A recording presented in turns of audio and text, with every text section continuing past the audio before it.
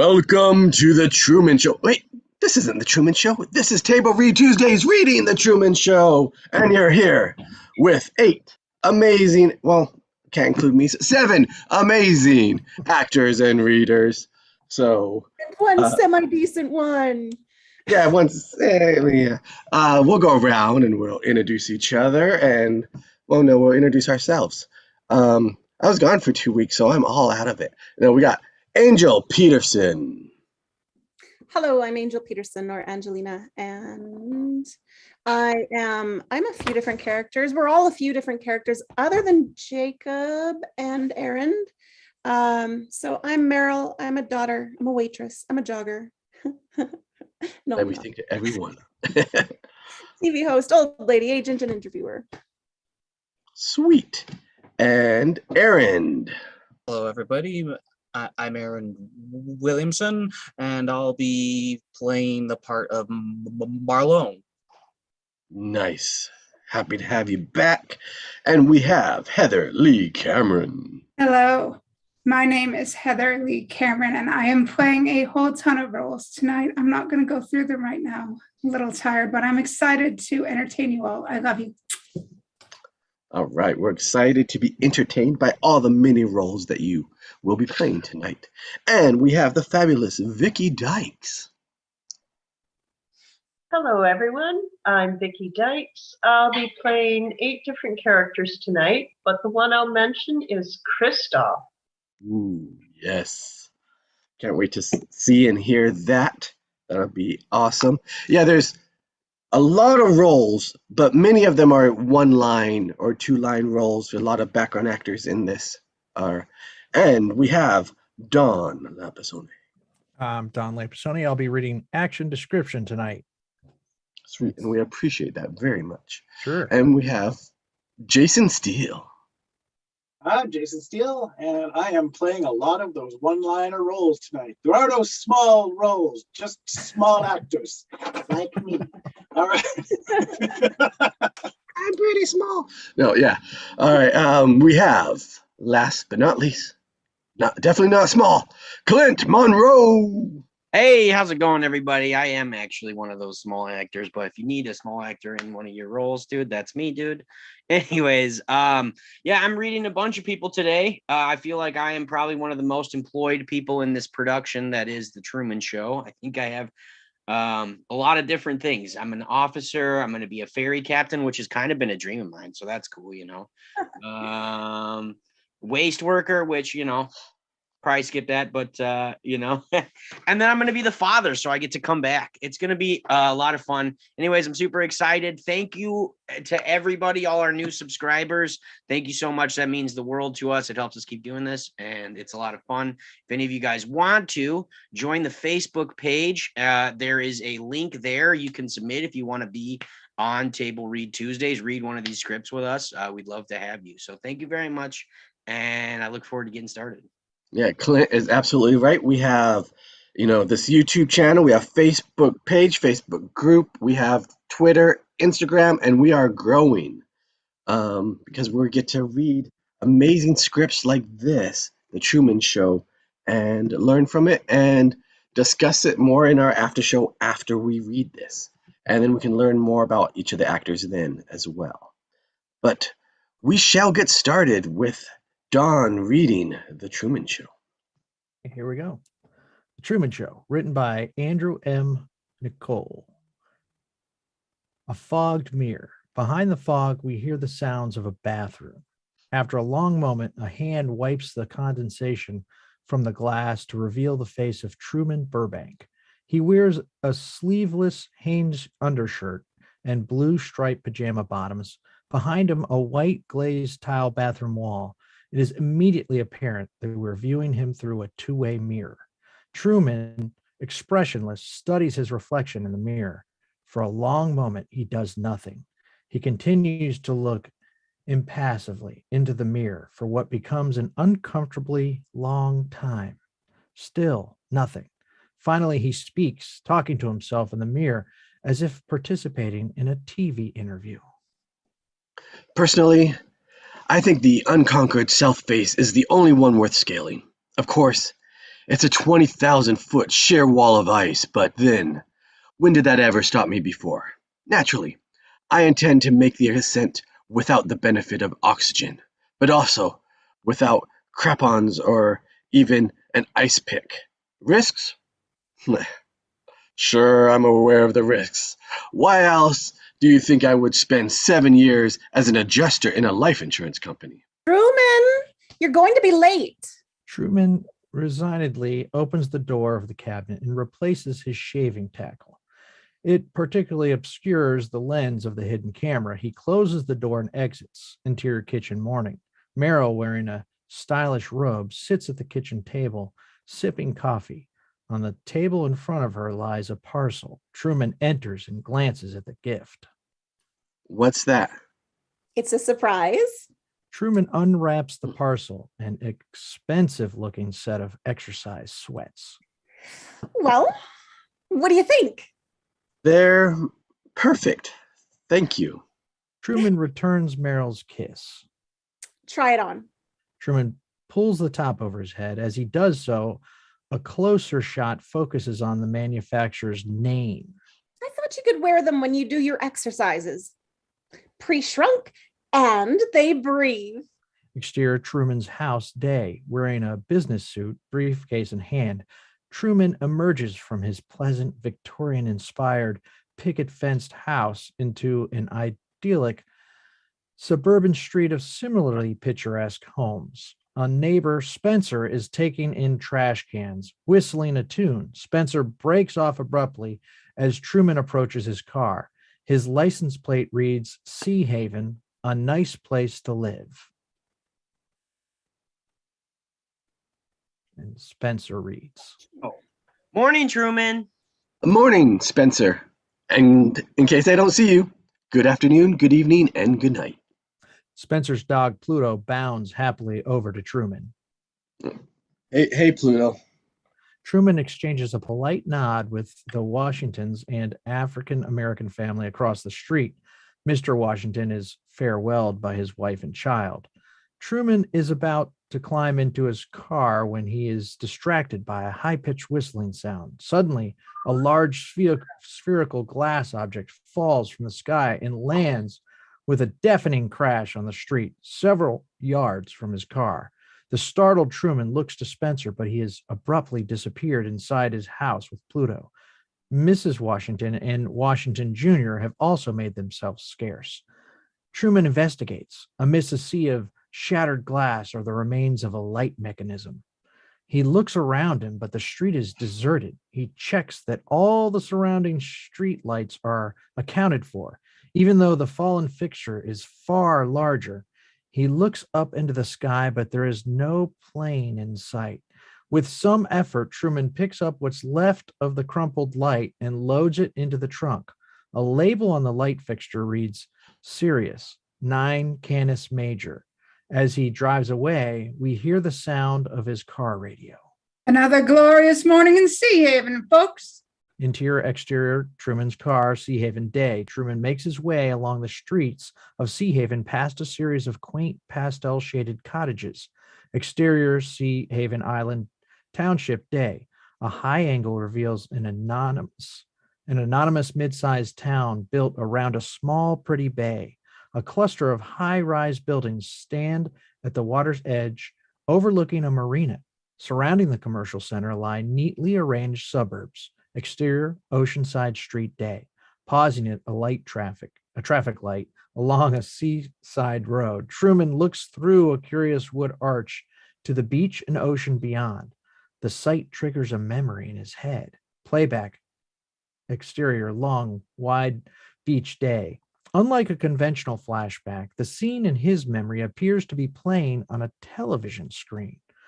4-year-old Truman runs towards a bluff on the beach. The boy's father, Kirk, late 30s, beer bottle in hand, flirts with 2 teenage girls at the shoreline.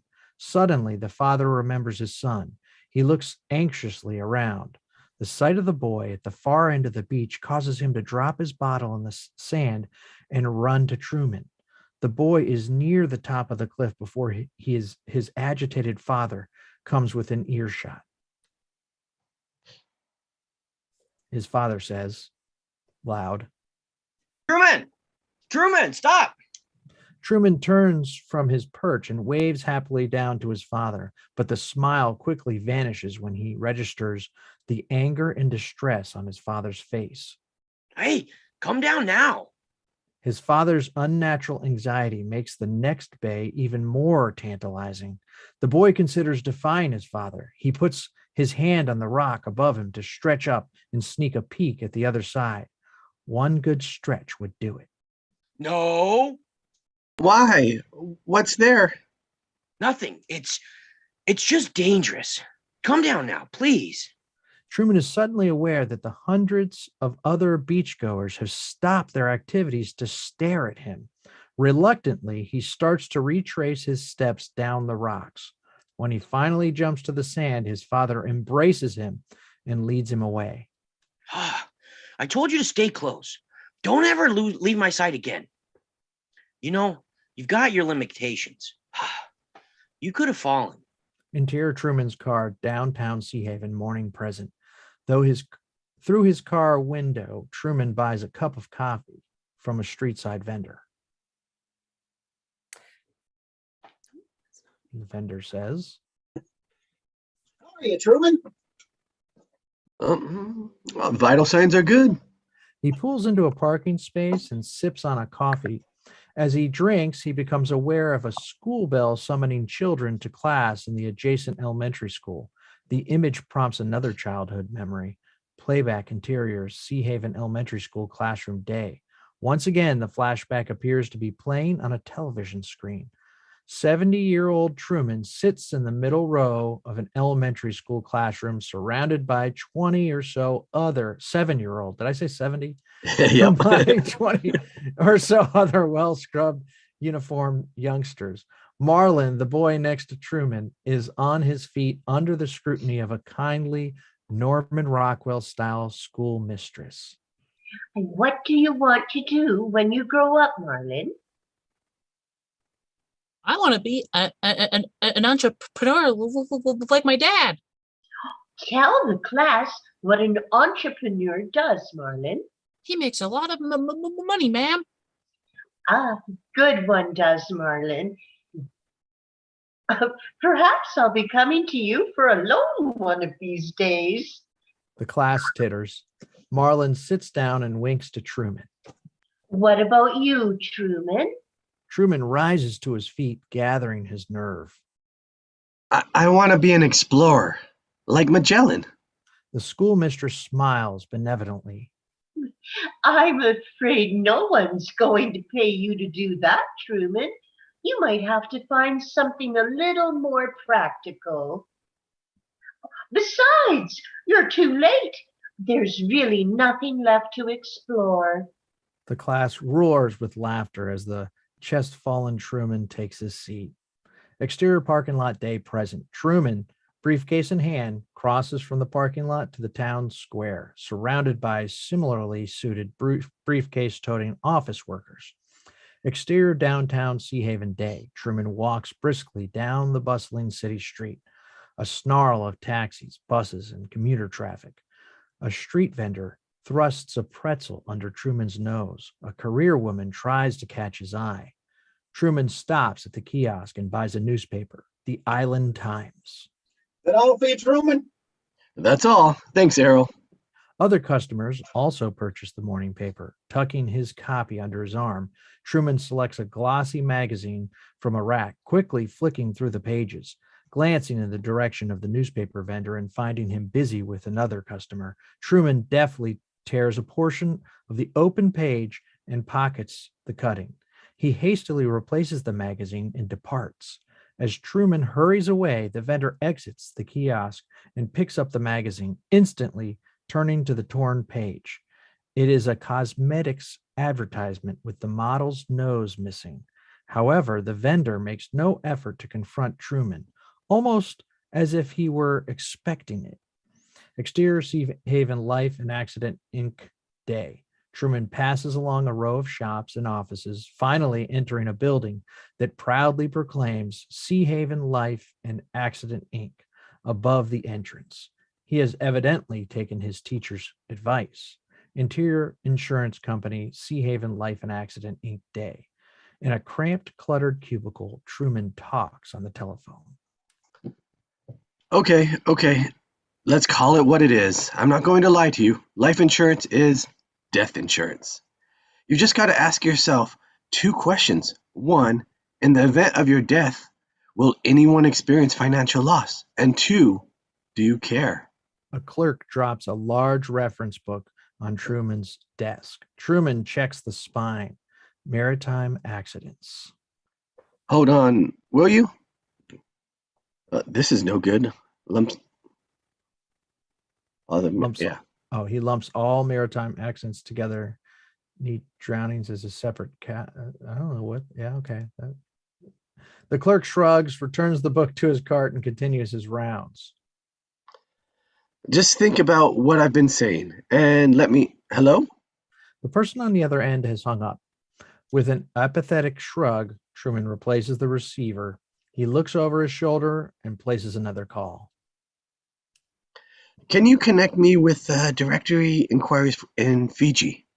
A coworker suddenly pokes his head over the neighboring cubicle. What do you know, Truman? Can't talk. I'm sorry, ma'am. If he's in a coma, he's probably uninsurable. The coworker disappears back into his own cubicle. Hello, operator. Yes, Fiji. Do you have a listing for Lauren Garland? Nothing listed. What about a Sylvia Garland? S for Sylvia. Nothing? Okay, thanks. The disconsolate Truman replaces the receiver. Other insurance agents are heading to lunch. Truman puts on his jacket and follows them to the elevators. Into your local Italian deli lunchtime. Behind a deli counter, Tyrone, 50s, is having his hair brushed by a young man. The man fusses one final time, then swiftly departs through a rear door just as Truman enters the store. Tyrone has anticipated Truman's order and has already begun preparing a meatball and mozzarella sandwich on an Italian roll. Truman gazes at the sandwich skillfully under construction, pained by his own predictability. How's it going, Truman? Not bad. I just won the state lottery. Good. Tyrone, what if I said I didn't want meatball today? I'd ask for identification. Truman forces a half smile and exits. See you tomorrow, Truman. You can count on it. Exterior secluded park day. Truman eats lunch alone at a small, out-of-the-way park dominated by a gazebo. From his briefcase, he pulls out an old hard-covered book, To the Ends of the Earth, The Age of Exploration. He reads to himself, his sandwich uneaten beside him.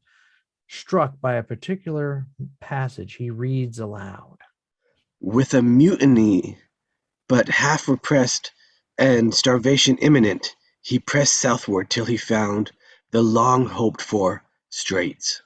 Truman is interrupted by a transient in a wheelchair. It is the man's sneakers Truman notices first. Over the top of his book, they are distinctively initialed T.S. Still under the spell of the account of Magellan, he hands the grateful man his sandwich. Interior, a conference room somewhere, day. A group of a dozen men and women of varying ages sit around a circular conference table in a sterile, windowless meeting room.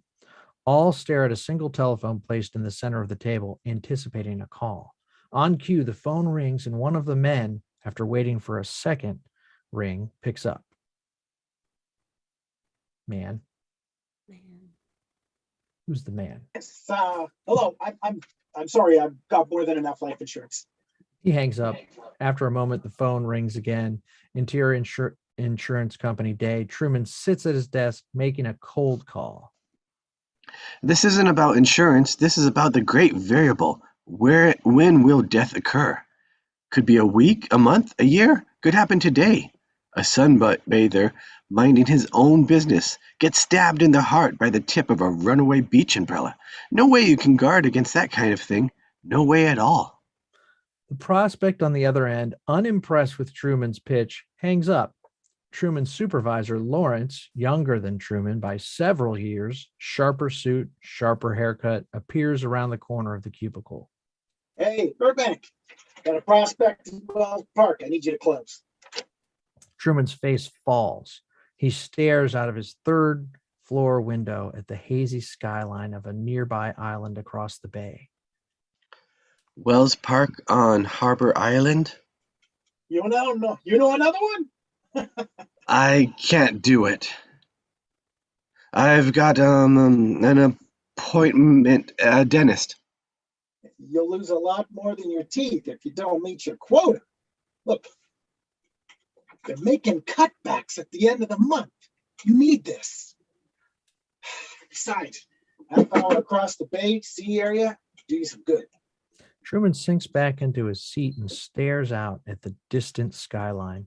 The buildings appear very still. Truman picks up a photo of his wife, Earl, deposits it in his briefcase and exits. Exterior Sea Haven day. Truman's car heads out of the city on its way to the ferry. Interior Sea Haven ferry terminal day.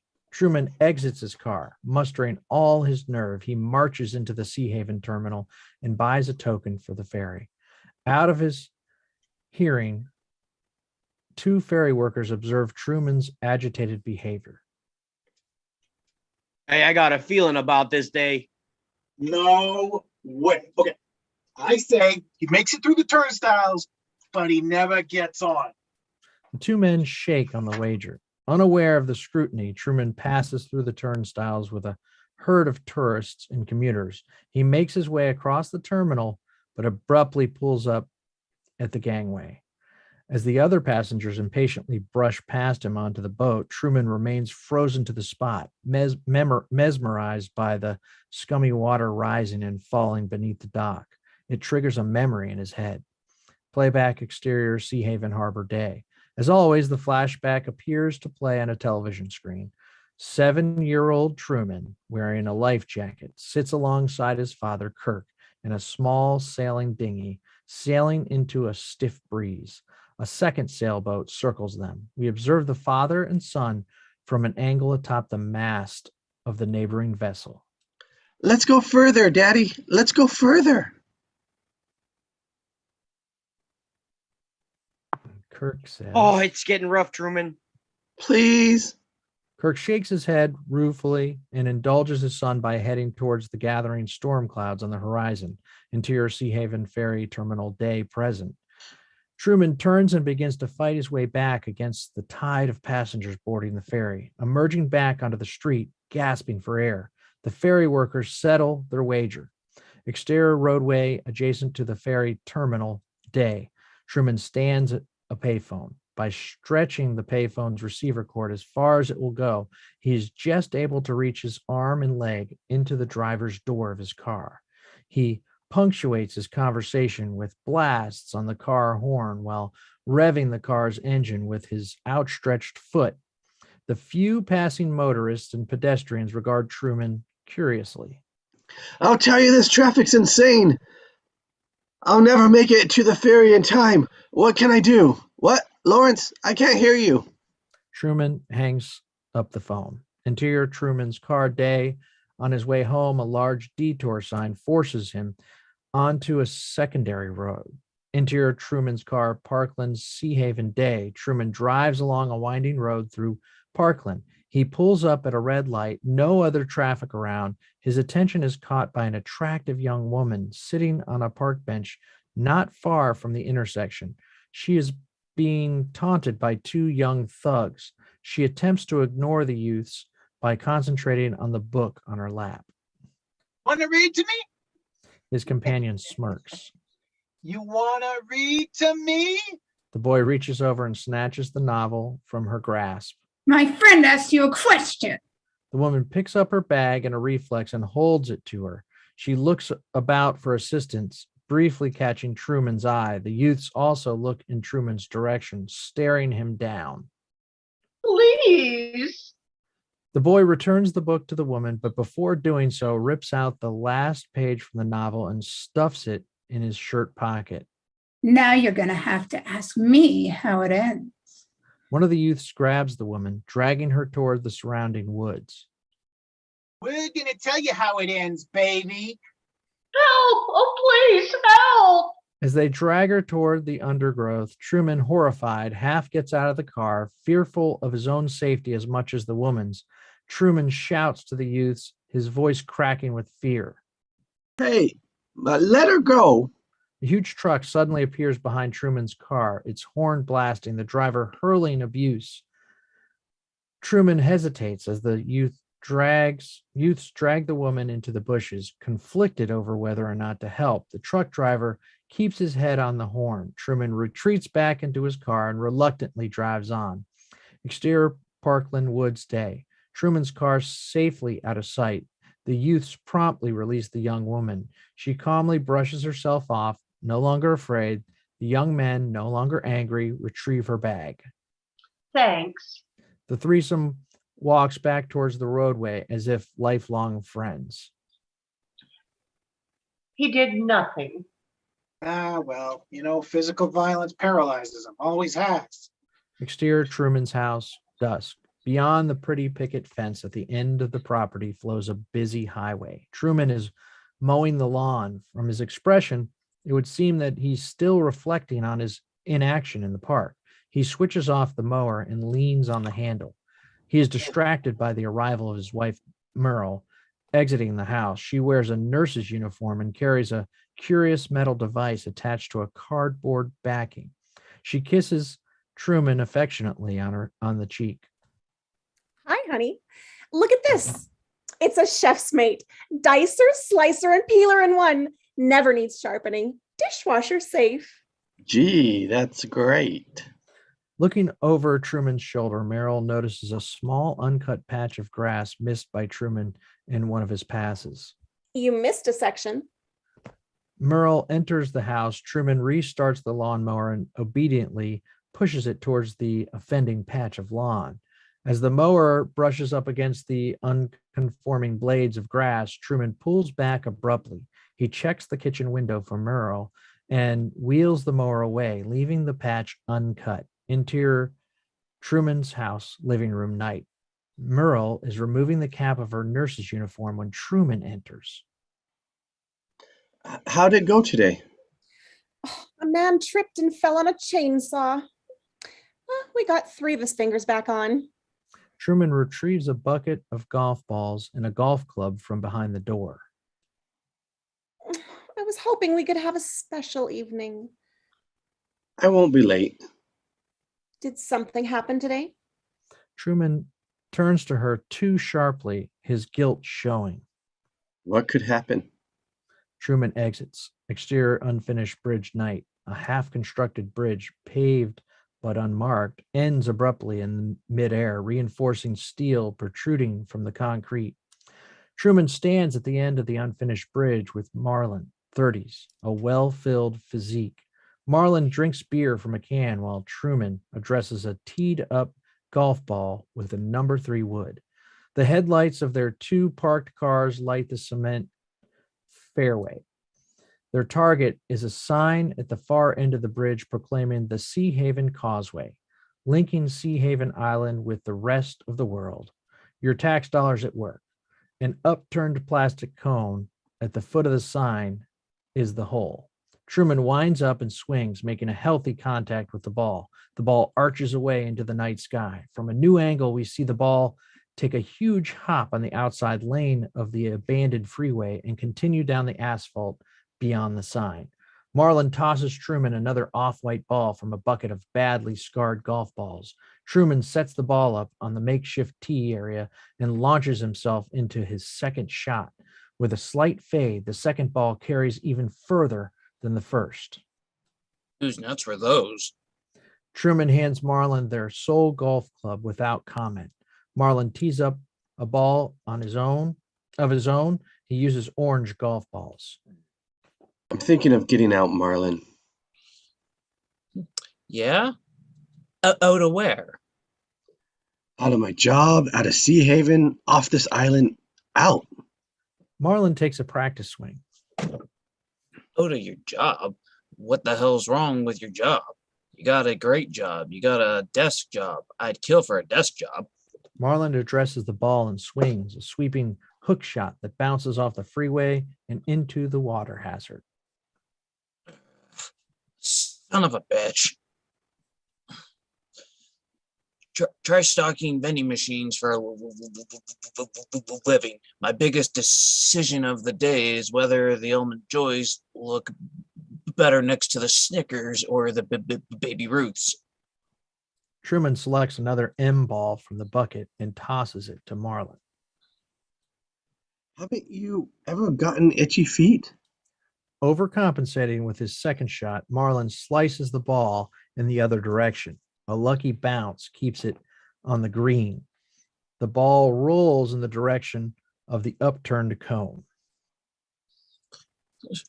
Where is there to go? Truman gulps his beer as he prepares his answer. Fiji. Marlin considers Truman's suggestion as he sips his beer. Fiji? Where the hell is Fiji? Is that near Florida? You can't drive there, can you? Truman picks up a golf ball to demonstrate. He points to a dimple on his makeshift globe. You see here, this is us. All the way around here, Fiji. Before you can't get any further away before you start coming back. You know, there are still islands in Fiji where no human has ever set foot. So when are you leaving? It's not that simple. Takes money, planning. You can't just up and go.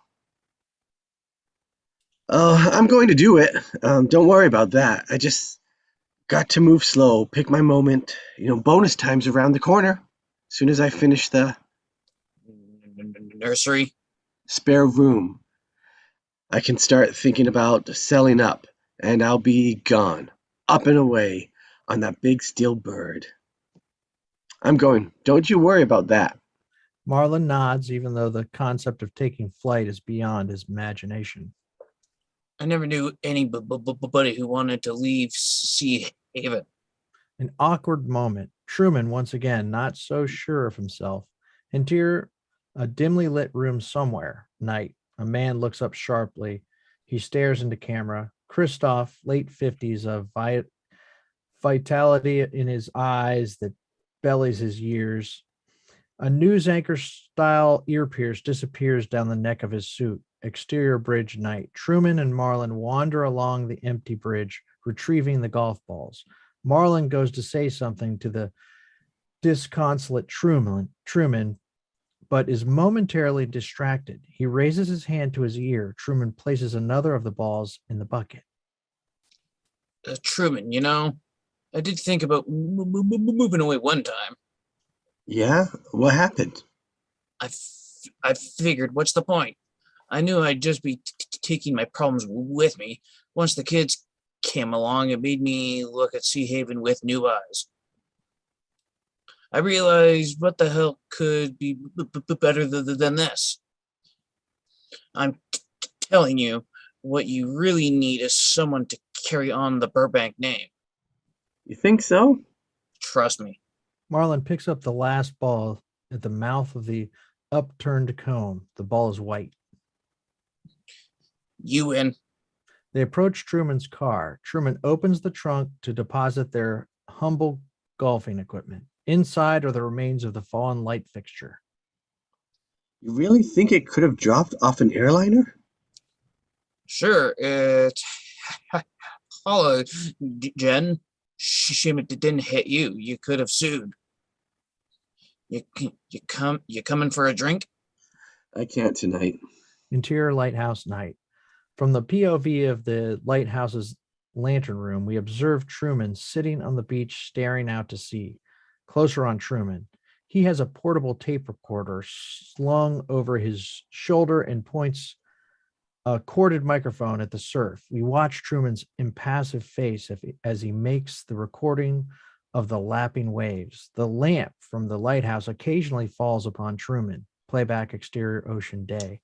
As always, the flashback appears to play on a television screen. The sky is black with storm clouds. Gale force winds lash rain into the faces of 7-year-old Truman and his father, Kirk. As Kirk stands up to get his hearings, a freak gust of wind catches the sail. The boom whips across the stern and strikes Kirk flush in the head, knocking him overboard. Truman, wearing the sole life jacket, desperately reaches for his father. He momentarily has hold of his father's hand when Kirk is abruptly dragged beneath the surface.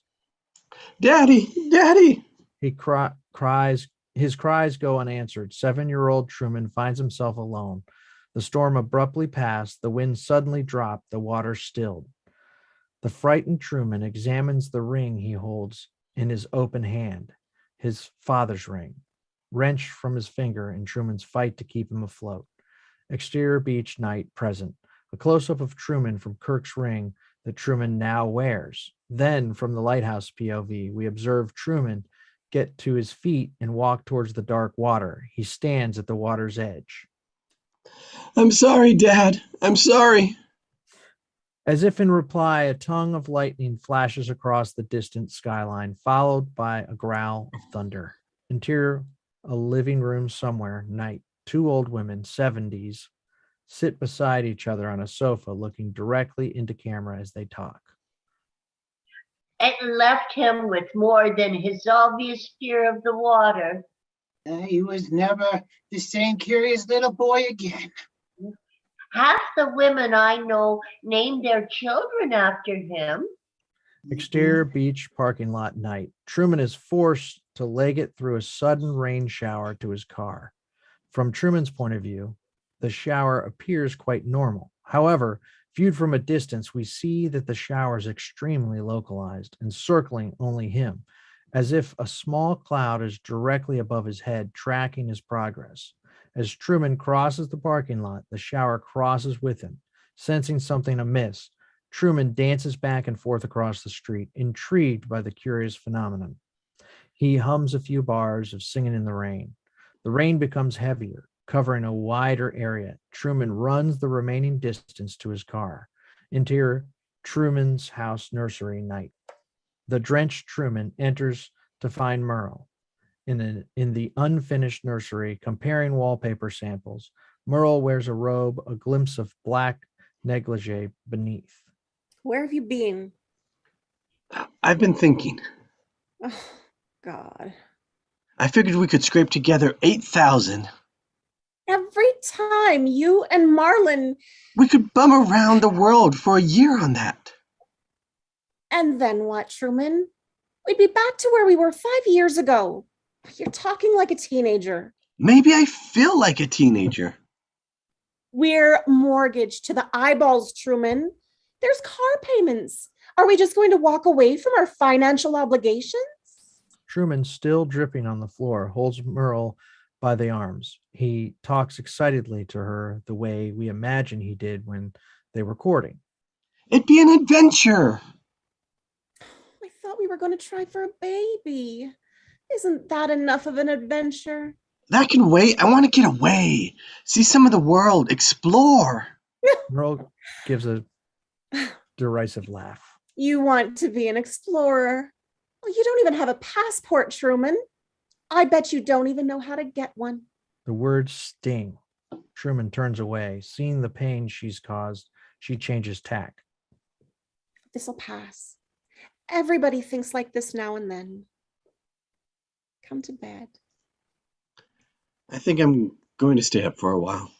Interior, an office building somewhere, reception night. In the reception area of an office building, 2 uniformed guards drink coffee. How can they have a child? Guard It's 2 not going to be his, you idiot. Why not? You think she'd go through with it? Sure she would. I guess I always thought they'd adopt. Exterior, Truman Street dawn. There is something peculiar about the way the sun rises over Sea Haven Island. The light appears in an arc that's slightly too perfect and well-defined. Interior, Truman's bedroom morning. In front of his bedroom window, Truman, wearing his new sweats, performs an exercise routine of his own invention. He counts off the exercises to himself, cheating as he does so. He counts 5 leg lifts for every 2 he completes. 5, then 15. 2 more makes 20. Interior of bedroom somewhere, morning. A middle-aged married couple in identical matching sweats repeat the same eccentric exercises in perfect sync, as if they were in a class led by Truman. Exterior car day. Truman climbs into the car and switches on the radio. He drives down the street. Another glorious morning in Sea Haven, folks. Don't forget to buckle up. Truman mutters to himself as is his custom. Exterior downtown Sea Haven day. Truman emerges from the parking lot and, as usual, stops at the newspaper stand. He picks up a glossy magazine and flips through the cosmetic ads, surreptitiously tearing a pair of eyes from one of the pages. He returns the magazine into the rack. As usual, the newspaper vendor fails to intervene. Truman begins his daily pilgrimage to work through the rush hour pedestrian traffic. As he enters the street leading to his office, he glimpses a homeless man reflected in the window of a parked car. Truman, spellbound by the man, suddenly wheels around to face him. The homeless man, late 50s, more well-groomed and well-fed than the average vagrant, has a serene smile on his face. The homeless man places his hand ever so gently on Truman's cheek. Truman makes no effort to withdraw. He is transfixed by the man's eyes. He appears to recognize him. Dad? Suddenly, an elegant woman shopper walking a small wiener dog and a business executive carrying a briefcase walking in opposite directions along the sidewalk grab the homeless man, one under each arm. Lifting the homeless man off the ground, they start to whisk the bewildered derelict down the street. Stop! Stop! Truman begins to give chase. However, the shopper and the businessman are surprisingly fleet-footed. Even more surprising as Truman embarks on the pursuit is the behavior of the pedestrians and commuters. They appear to part for the fleeing trio, then close ranks in front of him. Is it accidental, or are the pedestrians working together, running interference? Out of the way! Out of the way! They are escaping. Truman finally breaks through the pack, bowling over several of the pedestrians in the process. Just as he gets within reach of the shopper and the businessman, a bus suddenly screeches to a halt beside the abductors. Doors already open. The woman shopper and the executive bundle the homeless man onto the bus. Truman lurches after them, but he is met by the bus doors, closing sharply in his face. Hey, stop! Stop the bus! Truman thumps against the doors, but the bus driver ignores his cries and the bus roars away. The other passengers in the bus, apparently oblivious to the incident, keeps staring straight ahead. Truman continues to give chase when a taxi appears out of nowhere and cuts in front of him, blocking his path. When he recovers, the bus has disappeared. The mysterious crowd of pedestrians has also dissolved as if it never existed. Retracing his steps, head reeling, wondering if they could have imagined the whole incident, Truman discovers that the woman shopper has left her wiener dog behind. The dog wanders aimlessly on the pavement, its leash trailing behind it. Interior mother's house day. Truman paces impatiently in the living room of his mother's cramped, fuzzy, doily little house full of Burbank family memorabilia. A cluster of framed photographs is dominated by one of his father, trimmed with a black ribbon. A toilet flushes, and Truman's mother finally emerges from the next room. She presents something of a contradiction. Although she walks with the aid of a walker, she is actually a well-preserved 60. She wears a glamorous nightgown and a full head of bleached blonde hair. How are you, Mother? Well, I made it through another night. How's your hip? Oh, just so. Truman supports mother. You know, surprises aren't good for me. You should really call before you come over, dear. I've got something to tell you. You better sit down. Truman helps her into an overstuffed armchair. You look very pale, Truman. Are you taking your vitamin Ds? I spent half my life out in the sun, Mother. Why would I need vitamin D? I feel certain my condition runs in the family. Oh, can't this wait, dear? He kneels beside her. No, I'm afraid it can't. Truman takes a deep breath as he prepares to give her the news. I know this is going to sound insane, Mother, but I saw Dad today on Lancaster Circle. He's alive. Mother smiles condescendingly. It doesn't sound insane, Truman. I swear I see him 10 times a week in 100 faces. I almost hugged a perfect stranger in the salon last Thursday. It was Dad, I swear, just like a homeless man. And you know what else was really strange? A businessman and a woman with a little dog appeared out of nowhere and forced him onto a bus.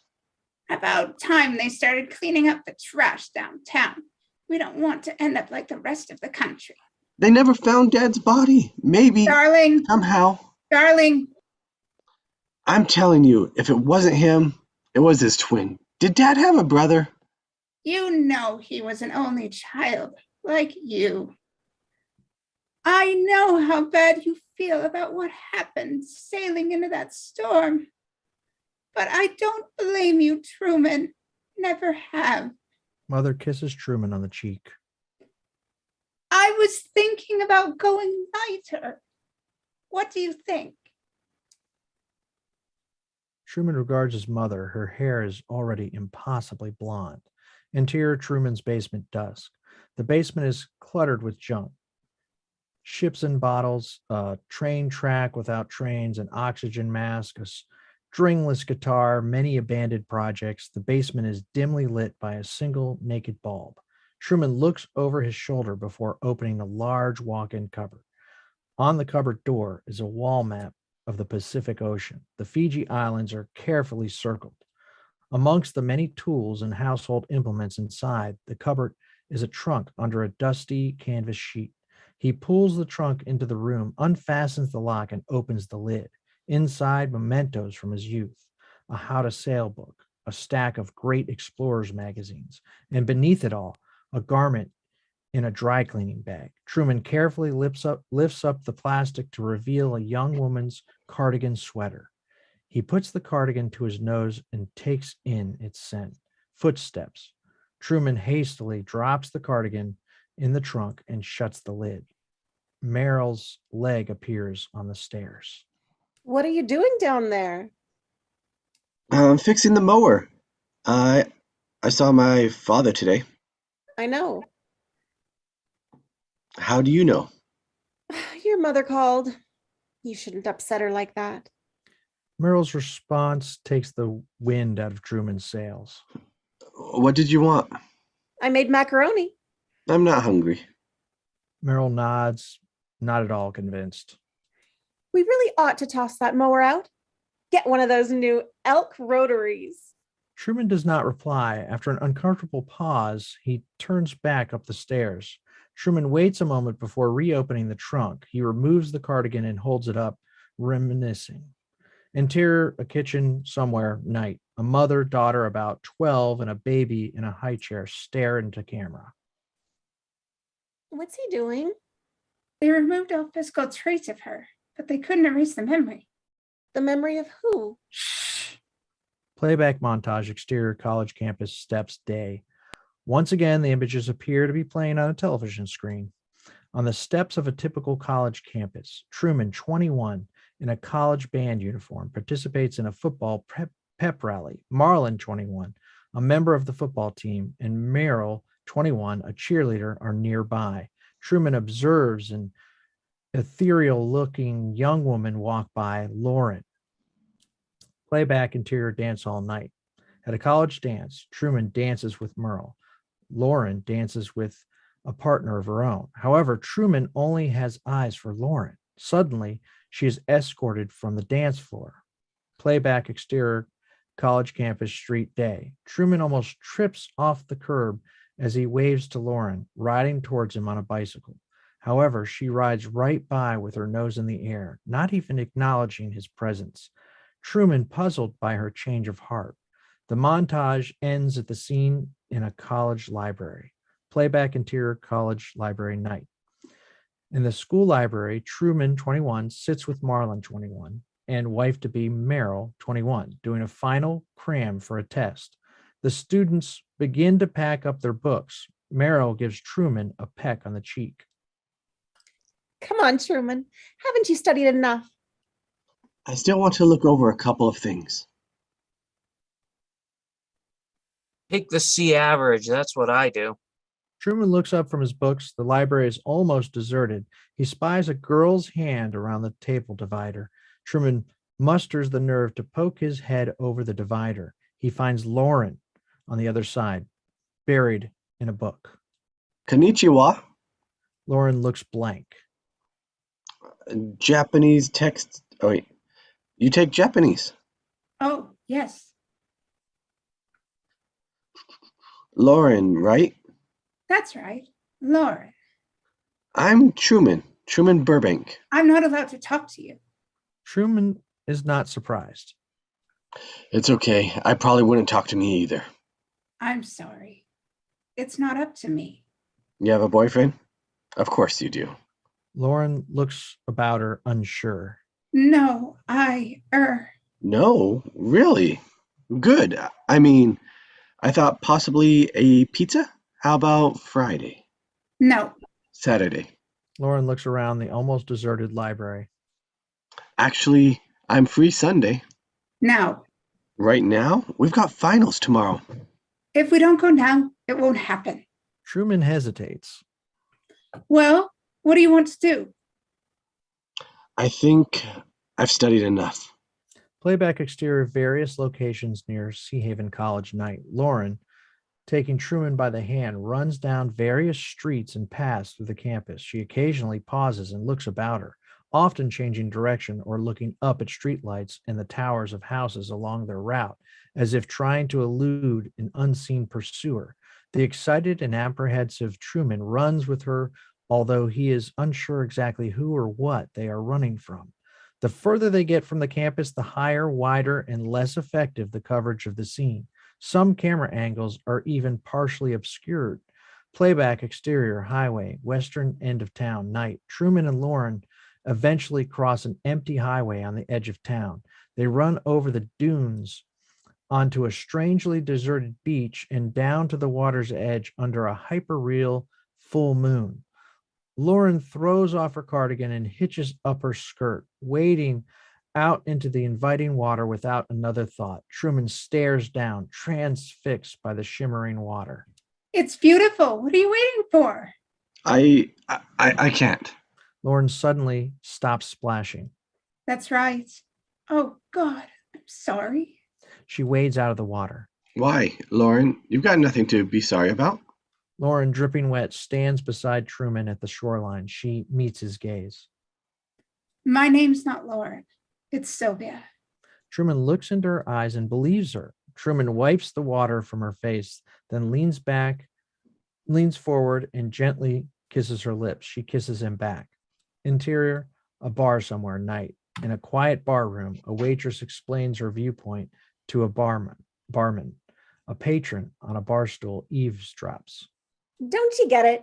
She was willing to lose everything. If it meant he could find himself. Never mind, he wouldn't understand. Playback exterior beach night. As we return to Truman's reminiscence, Truman and Sylvia, as she is now called throughout the remainder of the movie, sit on the sand at the water's edge with great delicacy. Truman traces the outline of her nose with his finger, at the same time inhaling her scent. Sylvia looks nervously around her. Truman goes to say something, but Sylvia hushes him. They're coming any minute. Ooh, They're going to stop me talking to you. there's no one here. Just listen. You remember when you were a little boy, you stood up in class and said you wanted to be an explorer like Magellan. How do you know that? And your teacher said You're too late, Truman. There's nothing left to explore. Were you there? How do you know? It doesn't matter. Everybody knows about it. They know everything you do. The point is, you got scared. I don't understand. You must listen. Everybody's pretending, Truman. She points to the sky and scoops up the sea at their feet. You think this is real? It's all for you. A show. The eyes are everywhere. They're watching you right now. Suddenly, a car's headlights come bouncing over the dunes. The car roars across the beach towards the couple. I told you, Truman. The car skids to a stop, and a large man, 40-ish, with a shock of red hair, jumps from the car. The man yanks the frightened Sylvia to her feet, causing her cardigan to fall to the ground. The man says, there's a man. He's mad. It's Clint, Sylvia. Jason, all right, anyway. Lauren, sweetheart, not again. Get in the car. Truman jumps in. Hey, who the hell are you? I'm her father. We weren't doing anything. He's not my father. He's just saying that. Does he look anything like me? Come on, sweetheart. The man gently but firmly pushes Sylvia towards his car. Sylvia resists. Truman crosses to them. I'll take care of her. The man takes Truman aside and whispers in his ear. Schizophrenia. She has episodes. Doubts start crowding into Truman's head. Don't listen to him, Truman. I'm telling you the truth. Don't bother. We're moving to Fiji, the Fiji Islands. This place has done nothing for her head. Enter a dimly lit room somewhere, night present. Christoph stares intently into camera. Beside him is his assistant, Chloe, an androgynous-looking young woman. She, too, stares into camera. At least he didn't say New York City. Playback exterior beach night. Truman stares after the car as it roars away. He turns back toward the ocean where his attention is caught by an object lying on the sand. Sylvia's cardigan. Interior Truman's basement night present. Truman carefully places the cardigan back into the trunk. Interior a kitchen somewhere night. Mother, daughter, and baby stare into camera. But why didn't he just follow her to Fiji? Because his mother got sick. Very sick. He couldn't leave her. He's a kind boy. Maybe too kind. Can't believe he married Meryl on the rebound. Interior basement night. Truman turns his attention to the framed photograph of Meryl that he carries everywhere. Hidden behind her photo is a composite picture of Sylvia, which Truman has constructed by pasting together individual facial features, nose, mouth, ears, chin, hair, gathered, presumably, from women's magazines. He attempts to put the jigsaw puzzle together, although he has particular difficulty finding a pair of eyes that match. From his pocket, he takes a recent collection of eyes, which, like a detective working on an identikit picture, he tries to match. They are still not quite right. Interior, an apartment somewhere, night. The eyes of a young woman, blue-green eyes. She turns slightly, looking directly into camera. We pull back to reveal her face, Sylvia.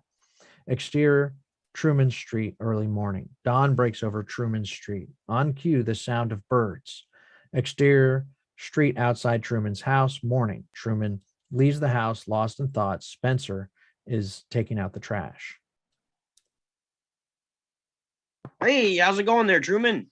Truman hardly acknowledges Spencer. Pluto the dog fails to receive his usual pat. The wave from the Washingtons across the street is also not returned.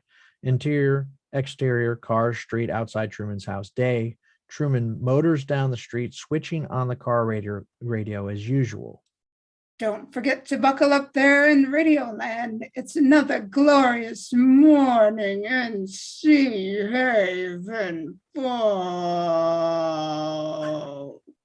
The announcer's voice slows down, now revealing itself to be a tape that is worn out. Truman, perplexed, looks at the radio and pushes buttons in an attempt to find another station. He finds one. West on Stewart. He's making a right on Holden. Truman glances up at the street signs along his route and finds that they correspond exactly with the streets quoted on the radio. Distracted, he almost bowls over an old lady on a crosswalk. Yeah. Oh, he almost hit Marilyn. Oh, he's on the move again, passing the library. Truman readjusts the radio as it starts to fade out. Suddenly, there is a piercing blast of feedback. He looks up, and as far as the eye can see, every pedestrian, motorist, and shopkeeper along the street suddenly winces in pain and holds their right ear at exactly the same moment. Oh, something's wrong. Change frequencies. Truman tries to pick up the channel once again, but without success. Exterior parking lot morning. Truman sits in his car, drinking his coffee, taking in the recent incident. From inside the adjacent school, he hears the familiar, excited squeals and chatter of school children. Truman suddenly throws aside his coffee and sprints across the parking lot and into the school. Interior Sea Haven Elementary School morning. Truman slams through the front doors into the reception area. It is deserted. No one stationed at the administration desk. The corridor's empty. He runs down a vacant corridor, finally standing outside a classroom. The children's voices can still be heard from inside. Truman bursts through the door. The room is empty except for a large reel-to-reel tape recorder on the teacher's desk playing a continuous tape of children's voices. The recorder is attached to speakers on tall stands facing the ventilation ducts. Truman stares at the machine in disbelief. Exterior street, downtown day. Truman, still lost in thought, exits the school. He stops at the newsstand and picks up a magazine to resume his ritual search. But his heart is not in it. He replaces the magazine without taking a cutting. Much to the surprise of the news vendor, Truman starts his trek to work, pausing to stare at his reflection in the mirrored building, hoping that the homeless man will appear once again at his side. No one joins him. Exterior, downtown street day. Entering his own building with fellow office workers, Truman remains in the revolving door and reemerges on the street. Exterior, city streets day. Truman wanders aimlessly through a city park, observing. We sense truly observing for the first time. A young woman walks a pair of Afghan hounds, an old man answering the incessant questions of his grandchild. Nothing appears amiss. Truman takes a seat at a small outdoor cafe. He fidgets with his father's ring on his finger that contains one large stone, still looking for a false move. A delivery man unloads boxes from the back of his truck and carries them into a store. Further down the street, construction workers take their time tending to an electrical repair in an exposed manhole. A postal worker does his rounds. An old woman struggles with two heavy shopping bags. Everybody appears natural, places to go. Interior, a dimly lit room somewhere day. Christoph and Chloe stare into camera. Christoph leans forward and speaks. Everybody stay focused. Remember who you are. Exterior cafe day. Truman turns his attention to a group of Cuban-looking men at the only other occupied table at the cafe. We see extreme close-ups as Truman scans the men's faces for any signs of phoniness. They are talking loudly, making suggestive comments to the waitress. Their behavior passes the test. All seems genuine. Then Truman notices two joggers out for a morning run, making their way down the street towards him. Truman happens to glance at the sneakers on one of the joggers. He suddenly springs to his feet. Truman blocks the joggers. It's you, isn't it? The joggers attempt to sidestep Truman. Excuse me? Remember, 2 days ago I gave you my meatball sandwich in the park? You were in a wheelchair. Same sneakers. The jogger looks down at his distinctive sneakers bearing the initials TS and visibly blanches. Get the hell out of here. The second jogger roughly shoves Truman aside. Truman calls out after the two men. It's a miracle. Truman picks himself up, dusting dirt from his suit. He retrieves his briefcase and continues down the street with renewed purpose. Exterior downtown street day. Wandering down the bustling street, Truman suddenly bolts into a building at random. Interior office building day. An imposing office building clad in the kind of reflective glass that shields its occupants from the world, a building Truman passes every day A steady stream of employees and visitors enter and exit the building's high-ceilinged lobby past an intimidating security desk manned by 2 uniformed guards. Beyond security are banks of elevators, ferrying executives, clerical staff, and delivery personnel to and from their floors of business. Truman abruptly enters reception and strides confidently past the security desk, trying to look as if he belongs. Hey, can I help you? I have an appointment at Gable Enterprises. They went bust. The second security guard is rising from his seat to block Truman's path to the elevators, but Truman reads his mind and makes a dash for it into one of the elevators. A young woman in the elevator looks in horror at Truman, the cause of her concern all too apparent. Looking beyond the woman, Truman discovers that there is no back to the elevator car. The people Truman has just witnessed entering other elevators are milling around a refreshment table, primping or sitting on folding chairs. Gradually, they all turn to gape at Truman, who in turn stares back, appalled. Truman's view is abruptly blocked as a rear panel is hastily attached to the elevator. A security guard pulls Truman from the car. What's going on? Nothing. Truman observes the upward progress of the elevator via the light display above the doorway. Before he has time to make sense of it, the guards drag him away. You've got to leave. The guards frog march Truman out of the facade towards an emergency exit. Just tell me what's going on. We're remodeling. No, you're not. What were those people doing in there? It's none of your business. None of yours either. You don't tell me what's really going on, I'll report you. Truman continues to struggle as the guards usher him to the street. For what? You're the one trespassing.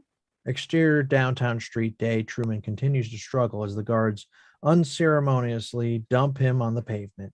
He picks himself up, head reeling, and starts to run along the street. He suddenly enters another building at random, an office block with a bank on the ground floor. Truman rushes to the elevators. The lights above the doors show all the elevator on upper floors.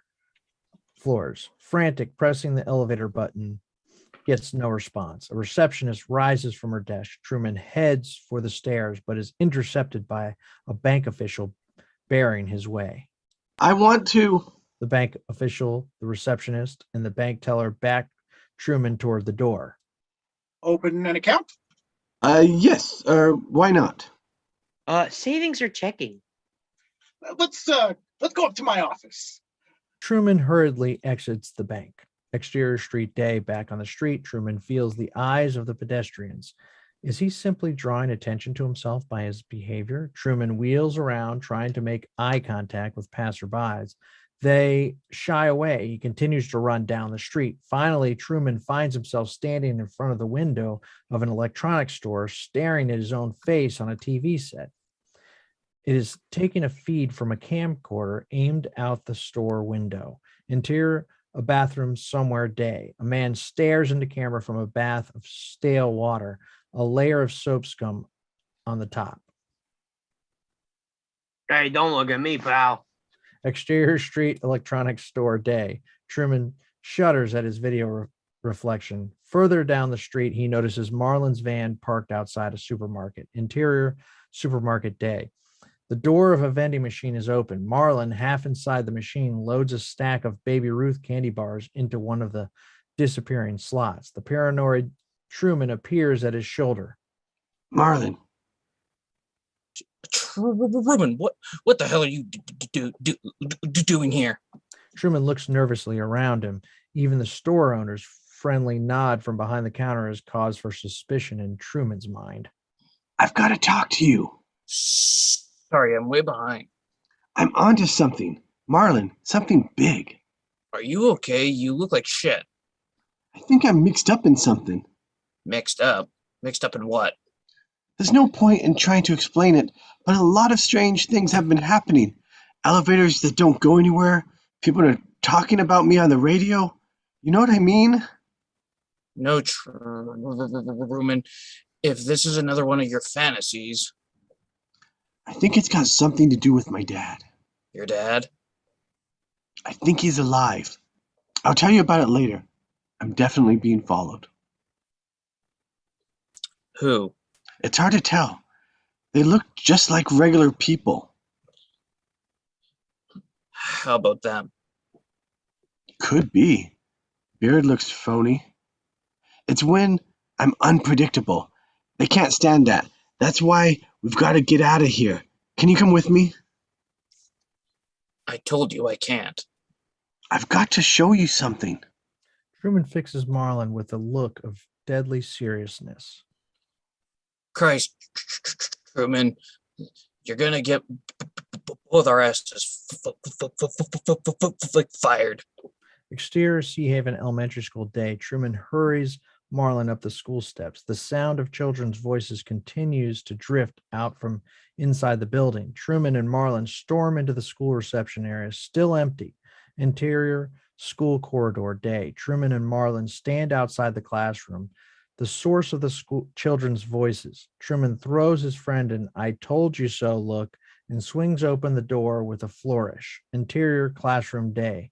The once empty classroom is now full of school children in an art class. A hush falls over the students and all eyes turn to Truman and Marlin. Would you care to join us? Exterior clifftop dusk. Head over hand, Truman climbs the cliff he once scaled as a 7-year-old. Finally, he sits on the cliff top, staring out at the view his father had been so desperate for him not to see 26 years earlier. However, the deserted bay beyond is identical to its neighbor. Marlin, laboring, crests the rise and joins his friend on the cliff top. What are we doing here, Truman? This is where it all started. What exactly?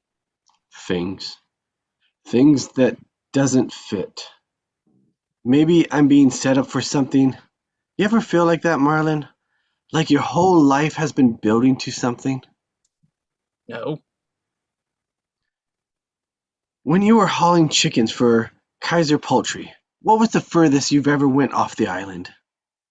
I went all over, but I never found a place like this. Look at that sunset, Truman. It's perfect. Yeah. That's the big guy. Quite a paintbrush he's got. Just between you and me, Marlin, I'm going away for a while. Really? Interior living room, Truman's house night. Truman sits cramped on a sofa, pulling wider. We discover the cause of his discomfort. He is sandwiched between Merle and on one side and his mother on the other. Mother, the family historian, a stack of photograph albums at her feet, turns the pages of the album on Truman's lap. We ought to be getting you back, Mother. Hold on a minute, dear. Here's us at Mount Rushmore. You remember, Truman, when Dad was still with us, that was quite a drive. You slept all the way there. It looks so small. Things always do when you look back. Mother skips several pages in the album, finally stopping at a spread of wedding photos. Look, Truman, there's my cousin Earl putting a bouquet down his pants. It was the happiest day of our lives. Didn't she look beautiful, Truman? She still does. Mother turns to a blank page in the album. And there's plenty of room for baby photos. I'd like to hold a grandchild in my arms before I go. Merle rises from the sofa and helps Mother to her walker. I'll take you home, Angela. Why don't you leave those with us for a while? Good night, Mother. See you in a minute, sweetheart. Merle departs with Mother. Left alone in the living room, Trump slumps back down onto the sofa and switches on the television set, an old-fashioned model with rabbit ears. He idly studies the photograph album as an over-earnest television host announces the upcoming program. Tonight's Golden Oldies is the enduring, much-loved classic, Show Me the Way to Go Home.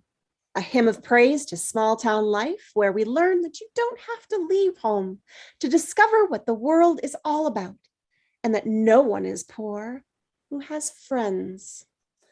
However, when we turn our attention away from the television, we find that Truman is peering intently at a wedding photograph of Merrill and himself taking their vows in a civil ceremony in a beachside gazebo. Under the scrutiny of a magnifying glass, he discovers that Merle has her fingers crossed. Interior, a living room somewhere, night, the two ladies sit on their sofa, a rug across their knees, sipping a nightcap of hot chocolate. They stare into camera. Remember at the wedding, that dog? Oh, started howling when they took their vows. And the plastic horseshoe fell off when they cut the cake. Oh, they never had a chance. Interior kitchen morning, Truman, dressed casually in weekend attire, is at the stove preparing an omelet. Merle hurries into the kitchen in her nurse's uniform. She gulps down a cup of coffee and reaches for her nurse's cap. However, she still has time to adjust the position of a pack of Fibercon cereal, squaring it a little more to camera. I have to talk to you, but not here. Let's go for a walk. I'm sorry I'm late. What's the hurry? Surgery. The elevator disaster downtown on the news last night. Cable snapped. A car dropped 10 floors. Non-union contractors. Monsters. We're starting with an amputation.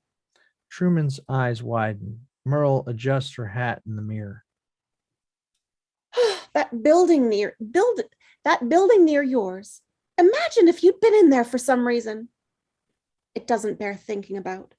Truman, lost in thought, picks up the scalding fryer pan with his bare hand.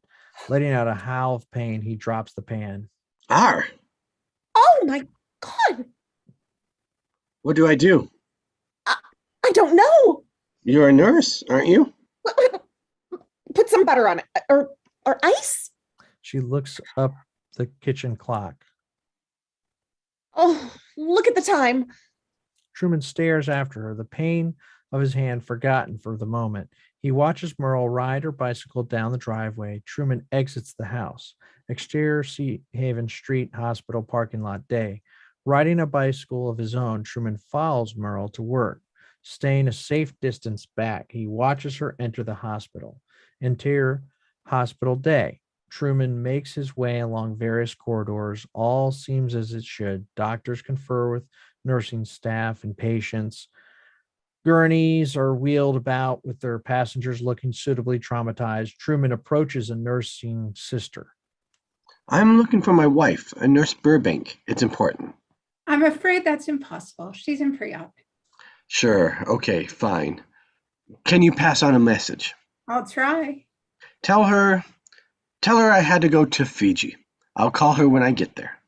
When you get to Fiji. You got it. Fine. I'll tell her. The nurse walks off, disappearing through a set of doors. Truman hesitates before following her. Interior various hospital corridors day. The nurse walks briskly.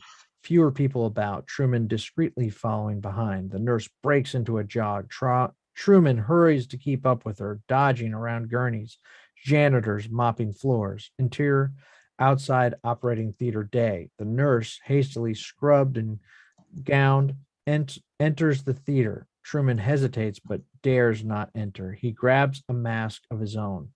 Looking through the glass window in the operating theater door, he sees the young woman seen in the hastily fixed elevator car the day before, lying on the operating table, a blood-soaked bandage covering her left leg. Merrill, wearing a surgical gown and mask, assists the surgeon.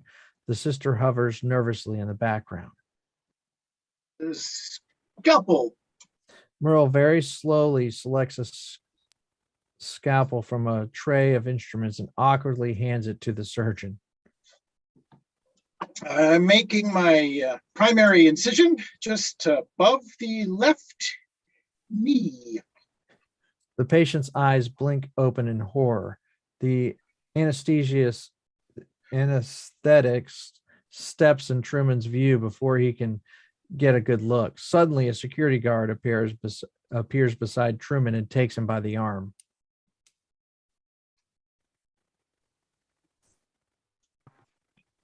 This ain't gonna be pretty unless you're family of the patient. I'm gonna have to ask you to leave. No problem. I don't want to cause any trouble. Interior travel agency day. Truman takes a seat at the only desk in an empty travel agency. The travel brochures and posters that adorn the walls all feature destinations that bear a striking similarity to picturesque Sea Haven. Another poster spells out the dangers of travel. Travelers beware, terrorists, disease, wild animals, street gangs. A female travel agent enters from a rear door. I'm sorry to keep you. How can I help? I want to book a flight to Fiji. Where exactly? Fiji. Where in Fiji? What island? I'm sorry, the biggest one. Vita Lavu. For how many? One. When do you want to leave? Remembering, of course, you do lose a day on the way there. Today. I'm sorry, I don't have anything for at least a month. A month? It's the busy season. You're a travel agent, aren't you? Doris, your job is to help people travel? I do have a fabulous rate on a cruise ship departing for Fiji tomorrow, but she wouldn't want to do that. Why wouldn't I? I thought you were in a hurry. That's right. Do you want to book a flight? It doesn't matter. I'll make other arrangements. Exterior city street day. Emerging onto the street, Truman looks across to the building which he entered the previous day. It is now cordoned off with police tape after the elevator disaster. Flowers have been laid at the doorway. Exterior Greyhound bus station day. The Greyhound bus bound for Chicago, according to its destination sign, sits idling at the stop. Just as a burly supervisor is about to wave the bus on its way, Truman dashes into the station. Last call for Chicago. Truman jumps onto the bus behind the last boarding passenger, a young soldier. Windy City, here we come. Interior Greyhound bus day. Truman takes a seat by the window. An awkward silence descends over the bus, and we were supposed to stop, weren't we? Because it's time to take a break. Intermission time. Good Intermission. catch, John. Especially for you. That's a lot of reading, a lot of action description. Yeah, quite a bit. As Clint pointing out in the chat, like they're not leaving anything to guess. Oh, yeah, the chat. I know, man. I mean, everything is described in here from, like all the little things that he sees, the recorder going into the room, what's going on there, I mean, it's really tight, dude. A lot of detail, man. Because it all applies. But we'll talk about that after the table read. Okay. After we come back and after this break. So we'll see everybody around 7:30ish PDT. So in 6-ish minutes. See you guys there. Yeah.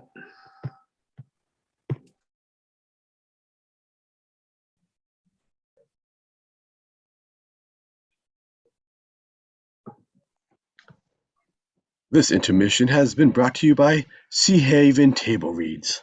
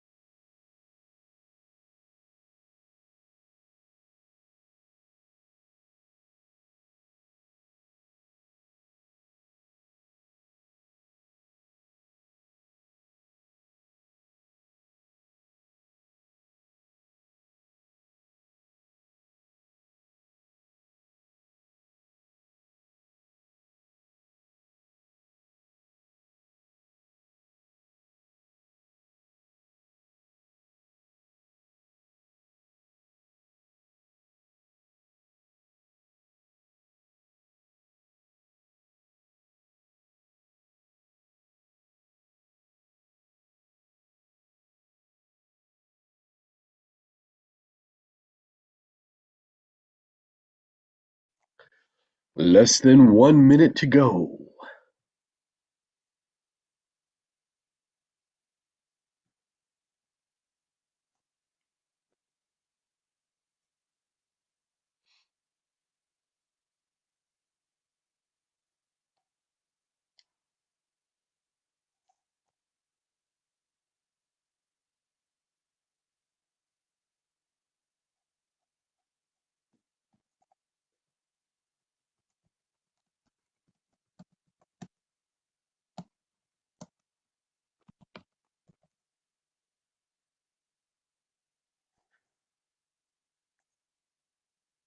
All right.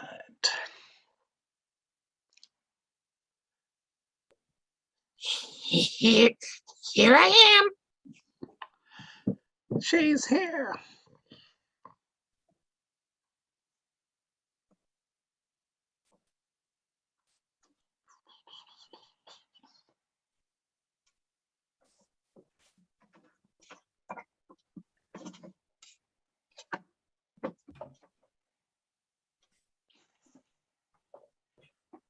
All right. We're almost back. How's everybody doing? Good. Good. Ready to You? play my favorite character of the night. A beer Barbie. drinker? This has actually given me more energy than what I started with. Good. That's great. Acting always gives me energy. I realize I stole someone's line. I'm old woman one, not old lady. Oh, who cares? We're I getting done. apologize. Who cares? I you care. It was my apologize, role. Ah!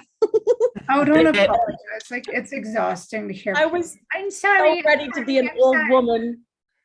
Now I have to wait a few years, but only a few. Oh my God. You're not old. You look maybe my age. I don't know how old you are. 34. Thanks. All right. I'm only 65. You're not. You're not even 60. Not even. Maybe 16. Oh my. All right. Not sure if Clint is back I yet. doubt Jacob's even 50. I doubt that very much. Even. I don't know. Yeah, I thought you were like 23, 24. Jacob? Started, man. Jacob's maybe 40. 55. Jacob's 20. Page 55 is what we just finished. Page 56 is what we're going to next. Nice segue. After 56. You guys ready? All to go? right. If everybody's here, what was that, Don? I was asking if you're ready. I Sorry. think we are. Oh, yeah. We are ready to knock out the second half of the Truman Show. Okay. Truman takes a seat by a window. An awkward silence descends over the bus. The other passengers, a mother with a restless child, several tourists, an old couple, and the young soldier, all stare stiffly straight ahead, averting their eyes from Truman. No one is more uncomfortable than the bus driver. Beads of perspiration on his head. He fumbles for the gear shift, apparently unsure how to operate it. The gears grind. The other passengers try not to notice. The child, tugging her mother's sleeve, points to Truman. Her mother makes her face the front of the bus. Finally, the supervisor enters the bus. And the supervisor says, Everybody off. We got a problem. the relieved passengers hurriedly exit until Truman is the only one remaining on the bus. The bus driver looks almost sorry for Truman, who sits resolutely in his seat, the hint of a tear of frustration in his eyes. Yeah, I'm sorry, son. Interior of bar somewhere day. The bar seen earlier. A small group of patrons discuss developments. The waitress seems upset, occasionally glancing to camera as she pours a beer. Why would he want to go to Chicago? Who does he know from there? His doctor came from Chicago, didn't he? Wasn't his father from Chicago? He's not going to Chicago. He's not going anywhere. He has to have it out with Meryl. Exterior street, Truman's bicycle day.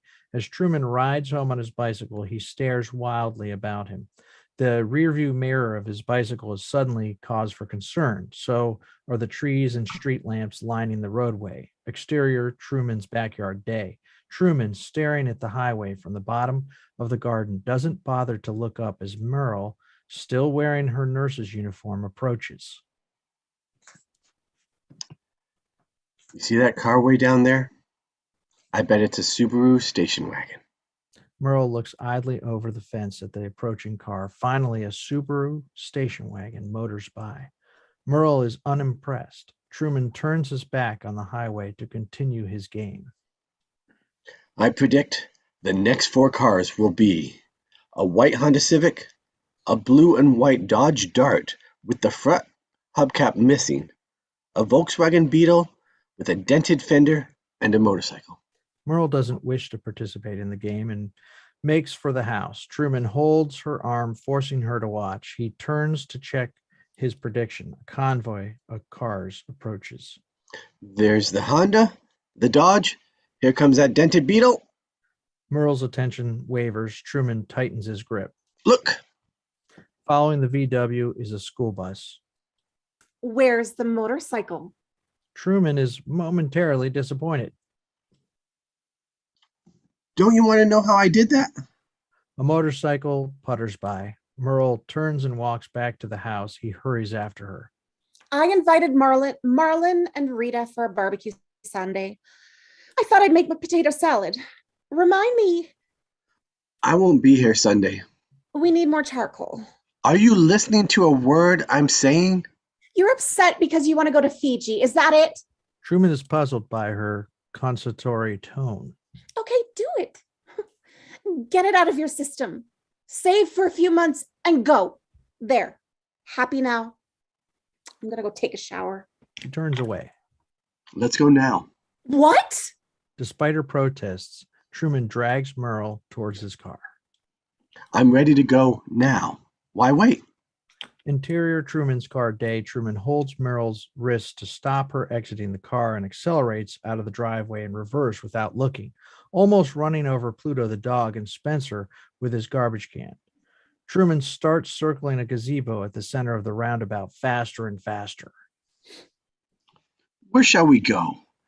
Where shall we go? Spontaneity is what it's all about. Forget Fiji. We can't very well drive to Fiji, can we? What about Atlantic City? You hate gambling. That's right. I do, don't I? So why do you want to go? Because I never have. That's why you go places, isn't it? Truman, I think I'm going to throw up. Truman roars off down the street. Me too. Almost immediately, Truman encounters a traffic snarl. So much traffic this time of day. Does that strike you as peculiar? Without warning, Truman suddenly dives down a side street, but his move is anticipated. At the end of the street, a pack of cars suddenly appears. Other vehicles fill the gap behind. Blocked at every turn. Beautifully synchronized. Don't you agree? You're blaming me for the traffic? Should I? Truman reverses suddenly and makes a U-turn. You're right. We could be stuck here for hours. Could be like this all the way to Atlantic City. Let's go back. I'm sorry. I don't know what got into me. Truman starts heading back the way they came, the roadway now relatively free of traffic. Would you please slow down, Truman?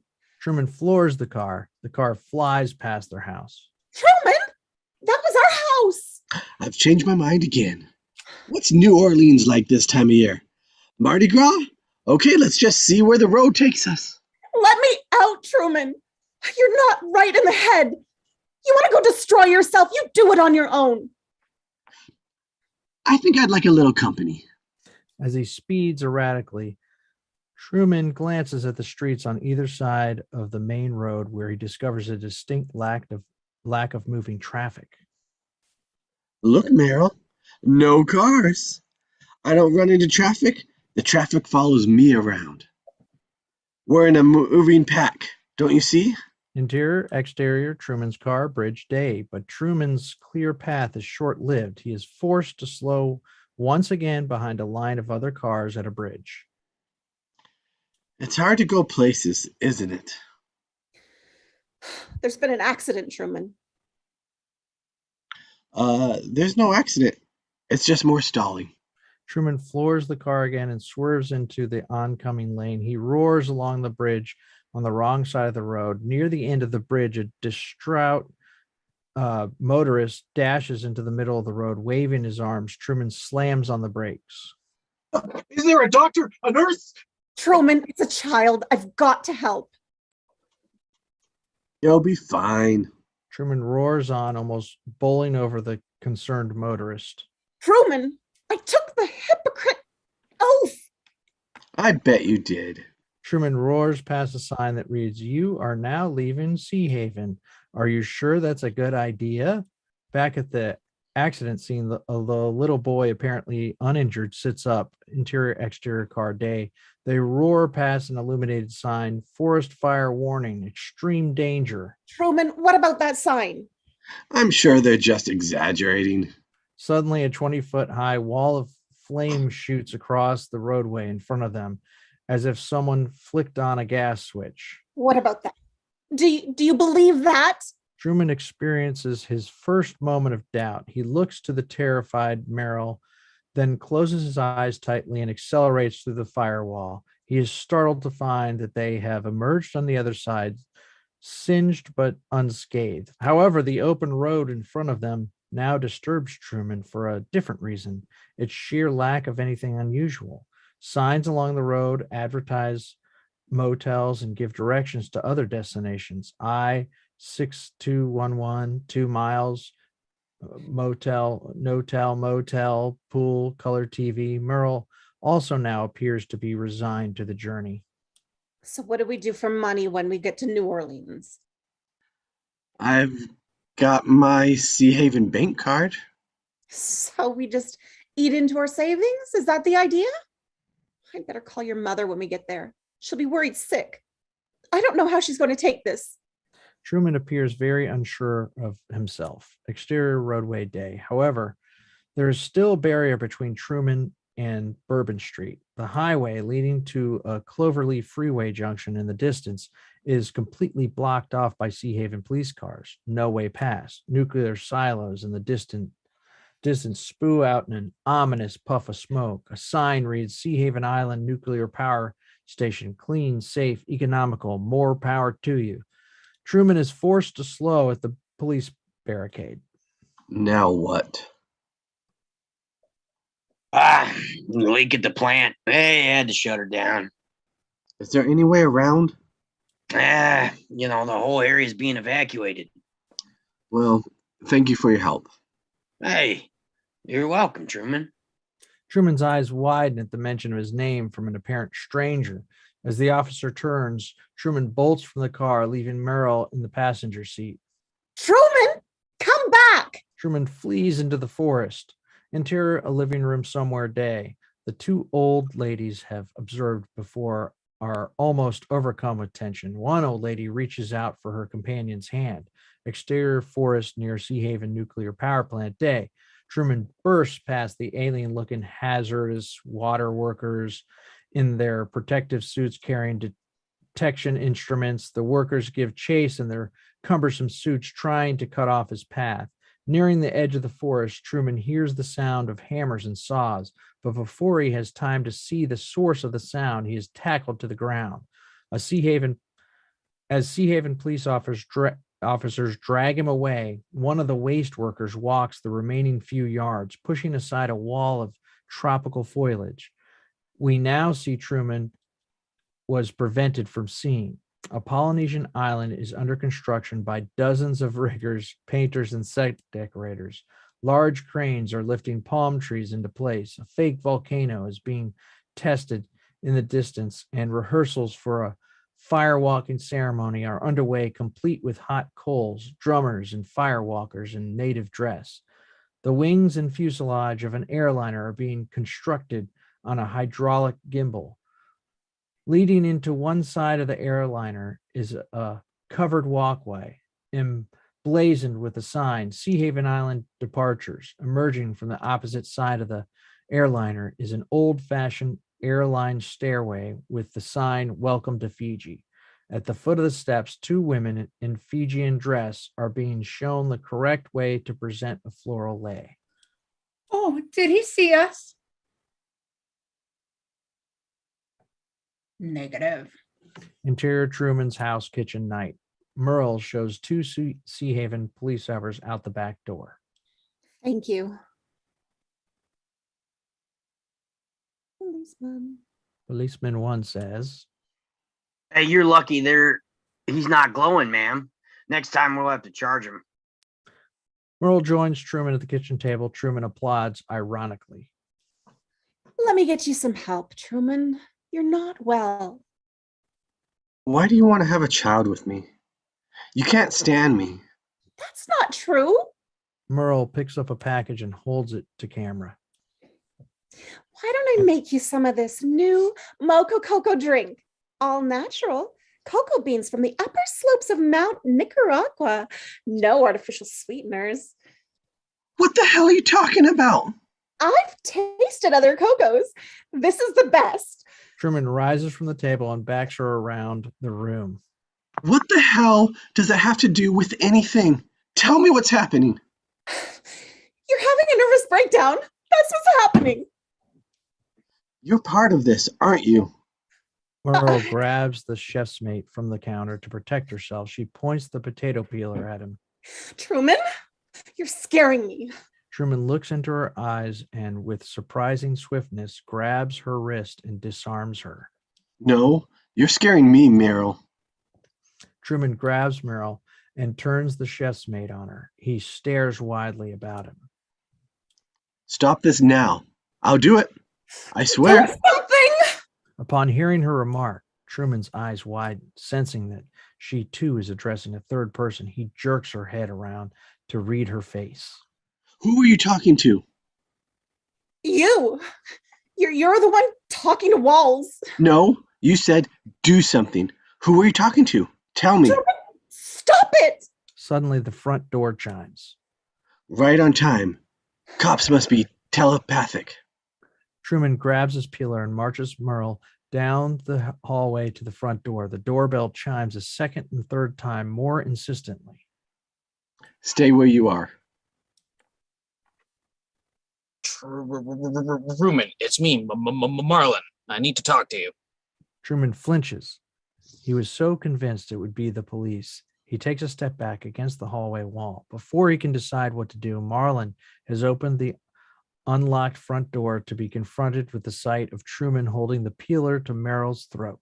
Marlin locks his eyes with Truman. Sizing up the situation, he slowly but decisively removes the peeler from Truman's hand. Merle wrenches herself free from Truman's now limp grasp and collapses into Marlin's arm, sobbing. How can anyone expect me to carry on under these conditions? This is so unprofessional! A clear, unfished bridge night. Marlin and Truman, both nursing bottles of beer, sit on the end of the unfinished bridge. I don't know what to think, Marlin. Maybe I'm going out of my mind, but I get the feeling the whole world revolves around me somehow. It's a lot of a world for one man. You sure that's not wishful thinking? You're wishing you were wishing you'd made something more of yourself? Christ, Truman, who hasn't sat on the John and had an imaginary interview on Sea Haven tonight? Who hasn't wanted to be somebody? This is different. Everybody seems to be in on it. Marlin looks around as if drawing inspiration from somewhere in the night. True. We've known each other since before we were in long paths. The only way we've ever made it through high school was cheating off each other's test papers. Jesus, they were identical. I always liked that because whatever the answer was... Truman chimes in, nodding fondly at the memory. We were right together and we were wrong together. The only night like either of us ever spent in jail. We spent together. I wet myself, but you never told anyone. I was best man at your wedding, and my brother was best man at my wedding, and you didn't talk to me for a month over that.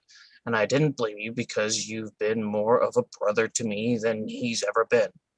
Truman is slowly coming around, Marlin's speech from the heart soothing away his pain. I know things haven't worked out for either of us, like we used to sit up on Monroe Avenue all night and dream they would. We all let opportunities pass us by. None of us asked for the dance as often as we should. I know that feeling when it's like everything's slipping away and you shouldn't, and you don't want to believe it. So you look for answers someplace else. But well, the point is, I would gladly step in front of traffic for you. Interior control room night. Christoph stares intently into camera, holding his distinctive earpiece to his head. Besides him, his ever-present assistant, Chloe. And the last thing I'd ever do is lie to you. Exterior freeway night. And the last thing I'd ever do is lie to you. Think about it, Truman. If everybody's in on it, I'd have to be in on it too. I'm not in on it because there is no it. So what you are saying, Marlin, the whole thing has been in my head? Not the whole thing, Truman. You were right about one thing. What's that? The thing that started all of this. Truman looks up in the direction of Marlin's gaze. A figure stands at the end of the freeway, a homeless man. It is his father, Kirk. Yes, he somehow survived somehow. He's got quite a story to tell. Marlin helps Truman to his feet. Truman still transfixed by the figure. Go to him. Interior control room night. Christoph continues to direct the action from what is now revealed to be the control room of a television studio. Go wide. Live cam 8. Light cam 8. In a wide shot from one of the streetlights lining the empty freeway, we see Truman walking towards his long-lost father. Car cam 12. And cue music. Beethoven. Third Symphony. Second movement. Music swells. Kirk and Truman embrace in the middle of the freeway. Truman takes his father's ring from his own finger. Ring cam. We see a close-up on Kirk from the ring's point of view. Truman places the ring in the palm of his father's hand. Button cam 3. We see a close-up of Truman from a camera on Kirk's coat. I never stopped believing. Kirk. Thank you, my son. And wide. Simone looks to his director. Close up. No, hold back. The crew watches Kirk and Truman embrace. After all those years, wasted. We have a lot of years ahead. Interior control room night. Christoph allows himself a smile of satisfaction. And fade up music. Now go in close. As a tight two-shot of father and son fills the screen, the orchestra swells with triumphant music. Exterior freeway night. Father and son remain in the embrace. Over Truman's shoulder, we see a flash of guilt flicker across Marlin's face. Interior control room night. Christoph, emotionally drained by the event, slumps in his chair. Chloe rests a supportive hand on his shoulder. The head of the network, Moses, a man in his 70s, enters with his young assistant, Roman, their faces full of admiration. Well done. Well done, everyone.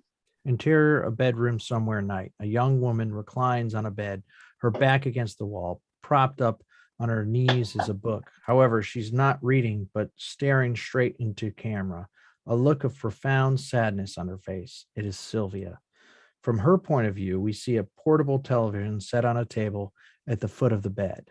On the television is a live picture of Truman, the first time we have seen him on a television screen. He is sitting at his kitchen table, unaware of the cameras recording him. The shot is static. He just sits there in silence, a steaming cup of cocoa in front of him and a plate of untouched cookies. At one point, A sponsor's border appears on the screen, tastefully framing the action with the message Mococo cocoa beans from the upper slopes of Mount Nicaragua. After several seconds, the border disappears. Suddenly, the live picture of Truman shrinks into a window on a screen to accommodate a title sequence that begins to play around the edge of the image. The Truman Show theme music begins. The camera cranes up and over the Hollywood sign, the flatlands of Burbank stretching into the distance. From the network that never sleeps, broadcasting live and unedited 24 hours a day, 7 days a week around the globe. During this continuous aerial shot, overlapping scenes from Truman's life appear in chronological order from infancy to adolescence and finally adulthood. Photographs of leading cast members also appear in individual frames. With Hannah Gill as Meryl Burbank, Lewis Coltrane as Marlin, Alanis Montclair as Mother, reintroducing Walter Moore as her husband Kirk. The music swells as the camera approaches a mammoth structure at the base of the mountains, a dome so vast it dwarfs everything around it. At the top of the dome is a huge painting of Truman's face encircled by satellite dishes. Inside each dish is a single letter spelled out, The Truman Show. A banner proclaims 30th great year. And Truman Burbank as himself, taped in the world's largest studio, one of only 2 man-made structures visible from space, comes the longest-running documentary soap opera in history. Now in its 30th great year, The Truman Show! The camera rushes towards the outside wall of the gigantic dome, bathed in sunlight. When we emerge from the other side, it is night. The camera cranes up from a calm, moonlit ocean to the night sky above. As we near the crescent-shaped moon, we discover that it is actually a window overlooking Sea Haven. Standing in the crater window is the suited Kristoff. Pulling back from the window, we reveal an interviewer, mid-40s, conservative suit and hair, a large television show, a live picture of Truman immersed in his book. I'm your host, Mike Michelson, coming to you live from the Lunar Room on the 121st story of the Omnicon Ecosphere, 2,800 feet above Sea Haven Island. Tonight, a special edition of True Talk, the forum where we discuss and analyze recent events on the show. We are honored to bring you a rare and exclusive interview with the show's conceiver, creator, televisionary, the man in the moon himself, Kristoff. I remind viewers that as the Truman Show is a living history, it is our practice to keep the image of Truman on the screen at all times. A title appears. Due to the live and unedited nature of the program, viewer discretion is advised. The interviewer turns to Kristoff. Welcome. Thank you. The catalyst for your recent dramatic events was, of course, Truman's father, Kirk, and his infiltration onto the show. Before we discuss that, it's worth reminding viewers that this isn't the first time someone from the outside world has tried to reach Truman. We have had our close calls in the past. Behind the 2 men, the constantly playing image of Truman engrossed in his book is relegated to a window of the screen. Playback, interior, Truman's home, Christmas morning, Truman 7 is opening presents under the tree, Kirk and Mother proudly looking on. Who can forget the infamous Christmas present incident in the 7th season? Suddenly, a small man bursts from a large Christmas parcel. Kirk and the man grapple on the floor in front of the stunned 7-year-old. Kirk drags him away. Playback, exterior, City Street day. As an adult, Truman makes his way to work. A parachutist drops from the sky into the main street, only yards behind him. And only last summer, Billy Blackbird made his 3rd attempt, leaping from the lighting gantry. The parachutist is dressed entirely in black with a message emblazoned on his chest. Truman, you're on TV. Commuters grab the man and drag him away. Truman, blissfully unaware of the incident. These people have their own agendas. Many just want to be on television themselves.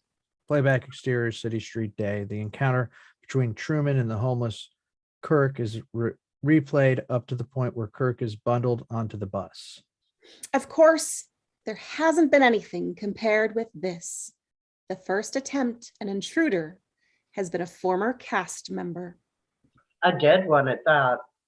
And certainly the first time that an intruder has been rewarded with a starring role. Oh, I really must congratulate you on writing Kirk back in. It's a masterstroke. Since Kirk started this whole crisis in Truman's life, I came to the conclusion that he was the only one who could end it. I understand it's hardly a life of his own since he left the show. How did you convince him? Was it the opportunity to be close to Truman again?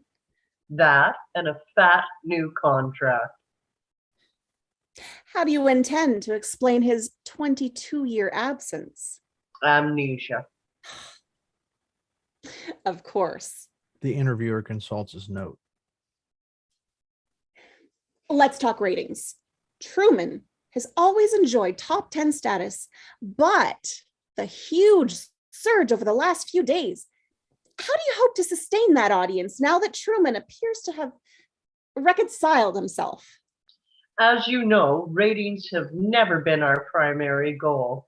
I imagine we'll lose those voyeurs only interested in witnessing Truman's latest torment. However, I'm certain that our core audience will remain loyal.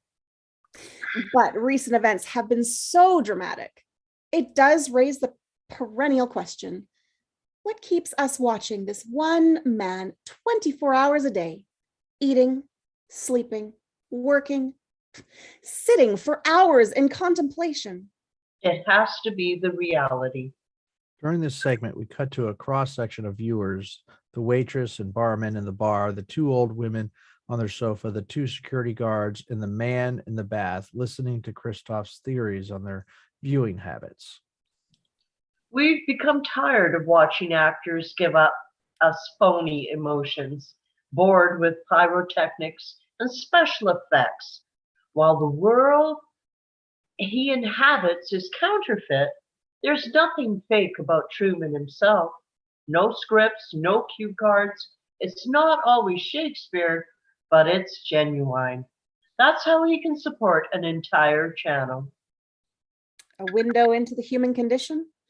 I prefer to think of it as a mirror. At that moment, Truman, still live on the screen, unwittingly punctuates the pretentious remark with a belch. Christoph and the interviewer try not to notice. Not only does he give us a glimpse of the truth, he gives us a glimpse of ourselves. But how do you account for the popularity of those 8 hours a day when Truman sleeps? We find many viewers leave him all night for comfort. Haven't you ever watched your child or your lover sleep? Let's go to some of those viewers' calls. The interviewer presses a blinking illuminated button on his desk high-tech phone terminal. During this segment, various windows open on the screen advertising products from the Truman catalog. Charlotte, North Carolina, for Christoph. Hello? You're on call. You're on caller. Go ahead. Christoph, it's such a great honor to speak with you. Thank you. How much of a strain has the last few days placed on the actors? Working on Truman has always been a huge commitment for any actor, not just in terms of separation from friends and family, but since Truman essentially drives the plot, it is a never-ending improvisation. Witness Marlon's extraordinary performance in the recent father and son reunion episode. Are we talking Emmys? Certainly a nomination. Of course. Truman has always been very much on casting. On casting. As with our own lives, the only people he can't cast are his family. Otherwise, he has final approval, able to elevate an extra into a lead role, as with the case with his only real friend, Marlon. Or alternatively, relegate a star to a bit player. Istanbul, Turkey. You're on with master videographer Christoph. Oh, Christoph, I've admired your work my whole life, although I can't say I've seen it all. Who can? Can you settle an argument for me? What's the longest time Truman has been off camera? In his entire life, 42 minutes. A technical fault in the 12th season accounts for most of that time. The remainder generally results from blind spots in the early days when Truman would stray out of range of our cameras. We should remind viewers that Truman, especially as a child, presented a challenge for the production. Let me demonstrate some examples. Footage of Truman as a baby appears on the screen as a newborn infant, held in a pair of anonymous latex gloves, hands, and as a toddler dressed in various baby outfits, on one occasion looking through the bars of his crib. He was curious from birth, premature by 2 weeks, as if he couldn't wait to get started. Of course, his eagerness to leave his mother's womb also meant he was the one selected. In competition with 5 other unwanted pregnancies, the casting of a show determined by an air date. He was the one who arrived on cue. Who knew that a show originally meant to last 1 year, bringing up baby, would turn into a cradle to grave concept? He is, in fact, the first child in the world to be legally adopted by a corporation. That's correct. And the show now generates a yearly income equivalent to the gross national product of a small country. People forget it takes the population of an entire country to keep the show running. No, of course not. And since the show runs 24 hours a day with no commercial breaks, the staggering profits are all generated from product placement. Yes, everything you see on the show is for sale, from the actor's wardrobe, food products, to the very home they live in. All products carefully chosen and tested by you for quality and aesthetic value. There's nothing on the show I don't use myself. And it's all available in the Truman Show catalog. Operators are standing by. Christoph nods. Why do you feel that Truman's never come close to discovering the true nature of this world? We accept the reality of the world with which we're presented. As the show expanded, excuse me, naturally, we were forced to manufacture ways to keep Truman in Sea Haven, demonstrating that every venture is accompanied by a risk. The 7-year-old Truman we have seen in other flashbacks appears on the screen wearing a cowboy outfit. He goes to cross the walkway of a bridge when he is suddenly confronted by a savage dog wearing a spiked collar. Later, Kirk's drowning made much of this kind of intervention unnecessary. We freeze on a 7-year-old Truman's terrified face. You've never actually met Truman yourself. Never thought about doing a cameo, playing a veterinarian or a priest, something like that? I've been tempted, but I think it's important to retain objectivity. I wouldn't want to get emotionally caught up. The Hague for Christoph. The Hague? Lost them. Hollywood, California, you're on True Talk. How can you say he lived a life like any other? As the bard says, all the world's a stage and all the men and women merely players. The only difference between Truman and ourselves is that his life is more thoroughly documented. He is confronted with the same obstacles and influences that confront us all. He plays his allotted roles, as we all do. He's not a performer. He's a prisoner.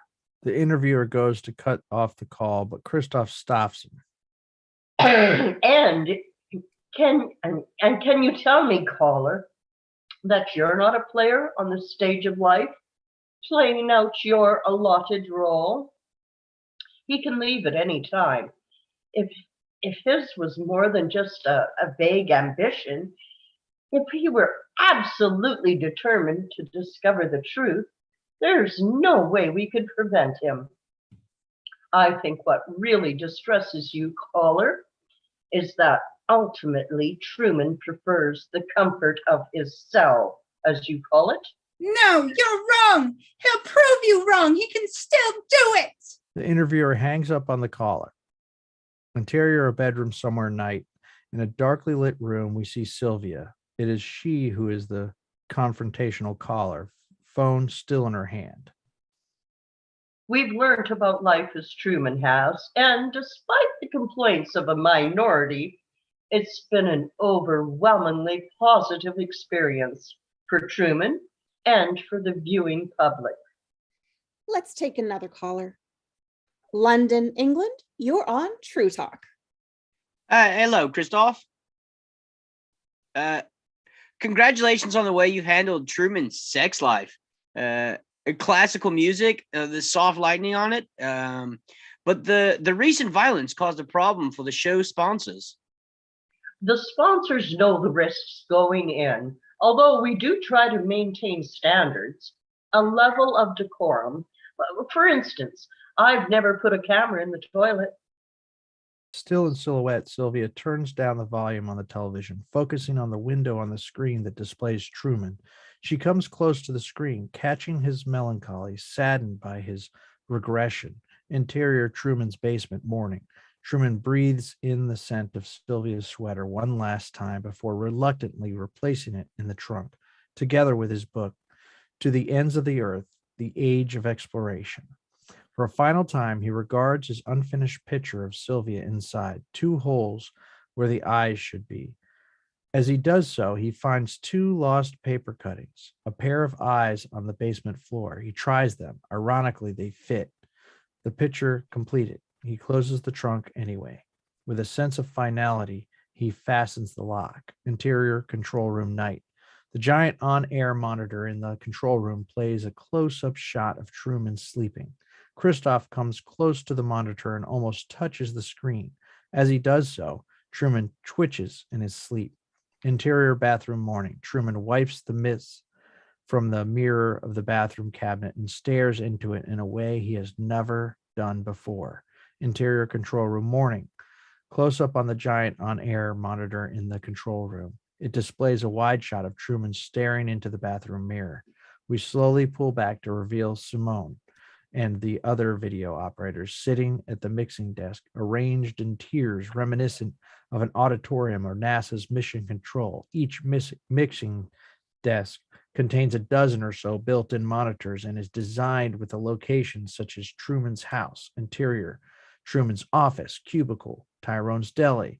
The operator at each desk, sitting in a swivel chair and wearing the slimmest of headsets, is responsible for monitoring a particular location. The monitors cover virtually every facet of Truman's life. Camera angles from the interior of Truman's house, his backyard, car, office, the deli he frequents, the seashore to which he is drawn, the unfinished bridge where he golfs with Marlin, many of the locations strangely devoid of people. Simone, seated in the front row of mixing desks, stares back at Truman's image on the monitor, slightly unnerved. Is he looking at us? As if to reassure the technician, Truman begins one of his familiar monologues. He talks to the mirror as if being interviewed. What are my plans now? Well, next I'm thinking of tackling the Yuba River in an authentic canoe from the Algonquin tribe. I'm talking about the North Fork, a Class 5 rapid. Only I'm not going down the Yuba. I'm going up. Do you honestly think for 1 minute I'd go back to some jury office to rubber stamp meaningless documents? Do you? Truman, you're going to be late. Truman sighs as he exits the bathroom. Exterior street, morning. Truman exchanges a cheery greeting with Spencer. Hey, Truman, how are you? Inhale, exhale. Same old thing. He waves to the Washingtons across the street. He pets Pluto the dog. Interior office day. Back at work at the insurance company, Truman sits in his cubicle making another of his cold calls. A 42-year-old woman sitting in the second row at an amateur production of Hamlet. Hamlet's dagger slips from his hand and flies into the audience. A young woman carrying a stack of files catches Truman's eye as she passes. Vivian. She is faintly reminiscent of Sylvia at the same age, even wearing a similar sweater. What I'm saying is, life is fragile thing. Hello? Exterior Truman's backyard, dusk. Truman wheels his lawnmower, deliberately averting his eyes from the back of the house. Staring out of the kitchen window, a tall glass of iced tea in her hand, Meryl has been anticipating her husband's appearance. She wears a neck brace. We sense more as a reminder to Truman than for any medical benefit she might derive. Feeling Meryl's eyes burning into his neck, Truman fires up the mower and heads directly towards the symbolically uncut section of grass. We focus on the errant blades of grass as they are severed by the mower, a new elk rotary. The lawn is now uniformly trimmed. Truman's final act of defiance laid to rest. Interior studio conference room night. Christoph stands at a large, specially screened window, silhouetted against the twinkling stars and full moon of a hyperreal night sky. Members of the cast enter the room, principal characters in Truman's life. Merle, Marlon, Mother, Kirk, Tyrone, Lawrence, and the new actress Vivian. They take their places around a long oval table for a story conference, Vivian sitting slightly apart from the rest of the cast. We glimpse over Christoph's shoulder at what he sees. The town of Sea Haven far below, bathed in moonlight. He comes out of his reverie and joins his cast, sitting at the head of the table. In front of him, a TV tablet plays silently, showing Truman drinking a glass of milk in his kitchen. First of all, I'd like to welcome Walter back onto the show. You may have done us more of a favor than you ever imagined. Regrettably, I also have to inform you that Hannah has chosen not to renew her contract. All eyes turn to Merle. She looks at the floor. I'm sure we can all respect her reasons. Merle receives a sympathetic squeeze of the hand from her co-star Marlon, now out of wardrobe wearing an Armani suit. As you all know, we have already begun to orchestrate her breakup from Truman. However, on a more optimistic note, I'm pleased to announce that television's first on-air conception will still take place. You witnessed the initial contact this morning. You all know Claudia from her work in theater. I loved your Ophelia. Oh, why, thank you. The rest of the cast nod politely in Claudia's direction. Chloe passes out a bond document to each cast member. This is a copy of Claudia's backstory. Her character's name is Vivian. The cast idly flips through the documents prominently stamped on the cover, not to be taken on set. We intend to entice Truman into the affair as soon as possible. Claudia will make a pass at the insurance seminar Truman's attending. Details are in your schedules. I don't have to tell you how critical the next few weeks will be. This takes us into the next generation, when Truman's child is born. The network will be switching to a 2-channel format to chronicle both lives. What happens when Truman and the baby are both on camera together? This will simply be duplicate coverage. Let's just hope we don't have twins.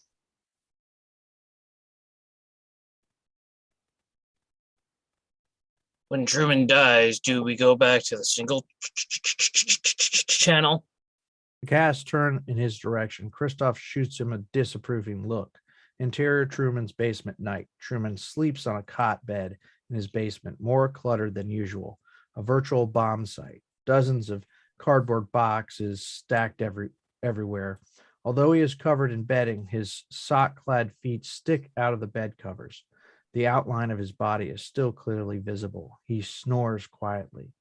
Interior, various viewer locations, night. The two old ladies have nodded off on their sofa in front of the television. Their breathing and occasional snores echo those of Truman. In the bar, the waitress, normally an avid viewer, only idly glances to the screen as she passes with a tray of drinks. The man in the bath resignedly lets the water out of the tub and goes to get out. The mother only occasionally glances to the screen as she feeds her baby. Her daughter has her eyes closed, bopping to her Walkman. Interior control room night.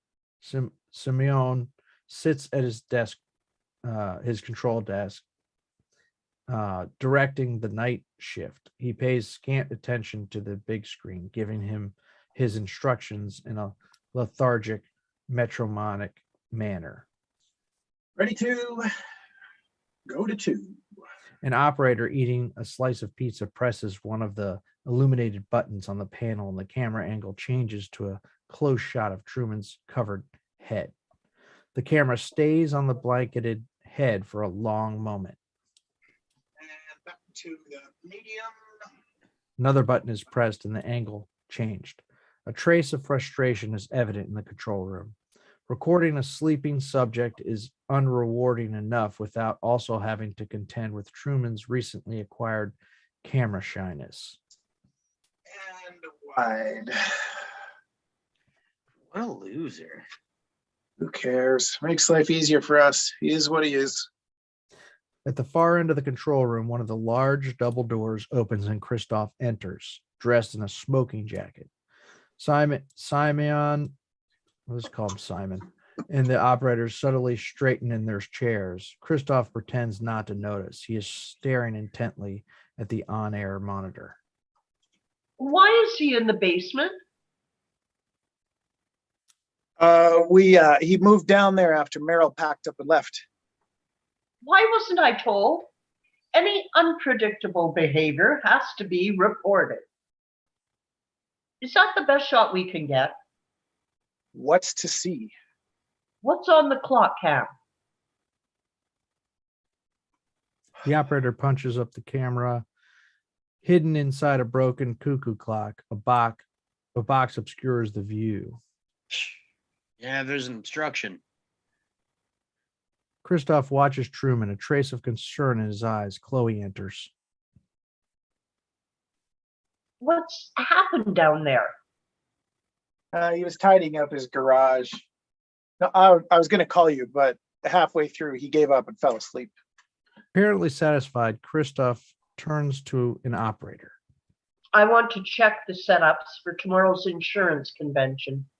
Reading off the notes in Chloe's folder, the operator punches up a batch of camera angles on smaller preview monitors. They show a generic-looking hotel devoid of actors. A banner in reception reads, "Welcome, Sea Haven Life and Accident." The operators look to Christoph for approval and realizes his producer's attention has wandered. Christoph has wandered down to the front of the room to stand beside the giant on-air monitor, still displaying the sleeping figure of Truman. Give me a shot from Truman's ring. Gave it back to his father. Christoph nods. Why is he so still? Christoph picks up a spare headset from the panel and puts it to his ear. Isolate the audio. An operator pushes up an audio fader on the panel. Christoph and his colleagues listen to Truman's steady breathing in their headphones. He's still breathing. Simeon and the operators nod, reassured that nothing is amiss. Christoph is not so easily convinced. Give me a preview. An ECU on his torso. A camera hidden in the room's lamp zooms in to Truman's prone outline. While the breathing remains steady, the body does not rise and fall. Christoph, still listening to his headphones, detects a faint scratching sound followed by a strange thud. Phone him. Chloe picks up a phone connected to the desk and dials. Tell him it's a wrong number. The upstairs phone begins to ring. Truman doesn't flinch. Interior, an office building somewhere, reception night. The two security guards are intrigued by Truman's unanswered phone on their television set. Interior, control room night. Christoph and Simeon concentrate on another separate monitor playing in fast rewind. Time code in the bottom right-hand corner. It is a recording of the night's transmission. Simeon pauses on the last on-camera appearance by Truman. They watch Truman on screen switch off the basement light and climb into the cot bed fully clothed, immediately pulling the covers over his head. As the light is switched off, the recording camera automatically switches to night vision. Simeon continues to play at normal speed, now and then scrolling forward in fast forward mode. Christoph suddenly points to the screen. There, freeze. Zoom into the chair. Simeon types the appropriate command. Enhance. There. On the blown up screen between a cardboard box and a chair leg, it is barely possible to make out Truman's hand as he crawls commando style from beneath the covers and behind a cardboard box near the large tool cupboard. Simeon points out an angle of the empty staircase. He hasn't gone up the stairs. He's still in the room. Exterior, Truman's house, night. Marlin's car squeals to a halt outside Truman's house. Hurriedly, dressed in jeans and coat over a bare chest, he dashes barefoot up the porch to the front door. He tries the door handle, pounds on the door, and rings the doorbell simultaneously, shouting Truman's name all the while. True. Earthquake, alert, flood. We've got to get outside onto the street. True. Frustrated, Marlin picks up one of Merle's carefully nurtured flower pots from beneath the porch window. I'm coming in, True. Marlin hurls the flower pot through the window. Interior, Truman's house, basement, night. Marlin switches on the light and clambers down the wooden stairs to the basement. He pushes away the clutter and finally stands at his co-star's bedside. He gingerly lifts the covers. Beneath the bedding, clothes have been carefully piled to resemble a sleeping figure, socks placed on the end of two tree branches. Buried amongst the clothes is Truman's portable tape recorder. Marlin places the recorder next to his ear. The cassette plays the sound of Truman breathing. Interior, control room, night. Christoph stares wide-eyed at the image on the on-air monitor of Marlin. Find him, Marlin. Interior, basement, night. Marlin starts frantically pushing aside the clutter, sending Truman's model ships and other hobbies crash into the floor, eliminating all over possible hiding places. He confronts Truman's tool closet, the wall map of the Fiji Islands still hanging on the door. Marlin rips open the door and is hit with a shaft of light, moonlight. The top of the closet has been removed and a crude tunnel containing a ladder heads almost directly upwards to the outside of the house. The bottom of the closet is ankle deep with dirt. Embedded in the tunnel wall is Merle's chef's mate, Truman's digging implement. Exterior, Truman's house, night. Marlin's head pops up outside the house. Unable to help himself, Marlin looks directly into a wide-shot camera concealed in the streetlight. Interior, control room, night. Marlin, don't look at the camera. Say something. What? He's gone. Cut transmission. Simeon hesitates, unsure if he has heard correctly. He looks to Christoph for confirmation, his finger poised over an emergency button. I said cut. Christoph lunges forward and presses the button himself. The scene in Truman's bedroom playing on the on-air monitor is abruptly replaced by the Truman logo and the message, "Technical fault. Please stand by." Interior, a living room somewhere, night. The two old women on the sofa are stunned to see their TV screen go blank. Interior, a bar somewhere, night. Heads also turn in the bar, permanently tuned to the Truman channel. Interior, an apartment somewhere, night.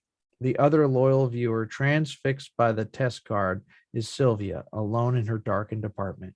Interior control room night. Reminiscent of a military headquarters in wartime, the control room is scene of barely controlled panic. Security guards come and go. Phones ring. Lights flash. Every available video mixer is working.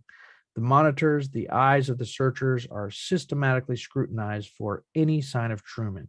Christoph orchestrates operations from his position at the center of the control panel. Declared a curfew. Everyone else is at first positions. All prop cars accounted for? He has to be on foot. He has the world's most recognizable faces. He cannot disappear. Exterior Sea Haven Main Street night. We pan down one empty street after another. The town center is totally, eerily deserted. Suddenly, a line of people comes around the corner, fanned out across the street, a manhunt.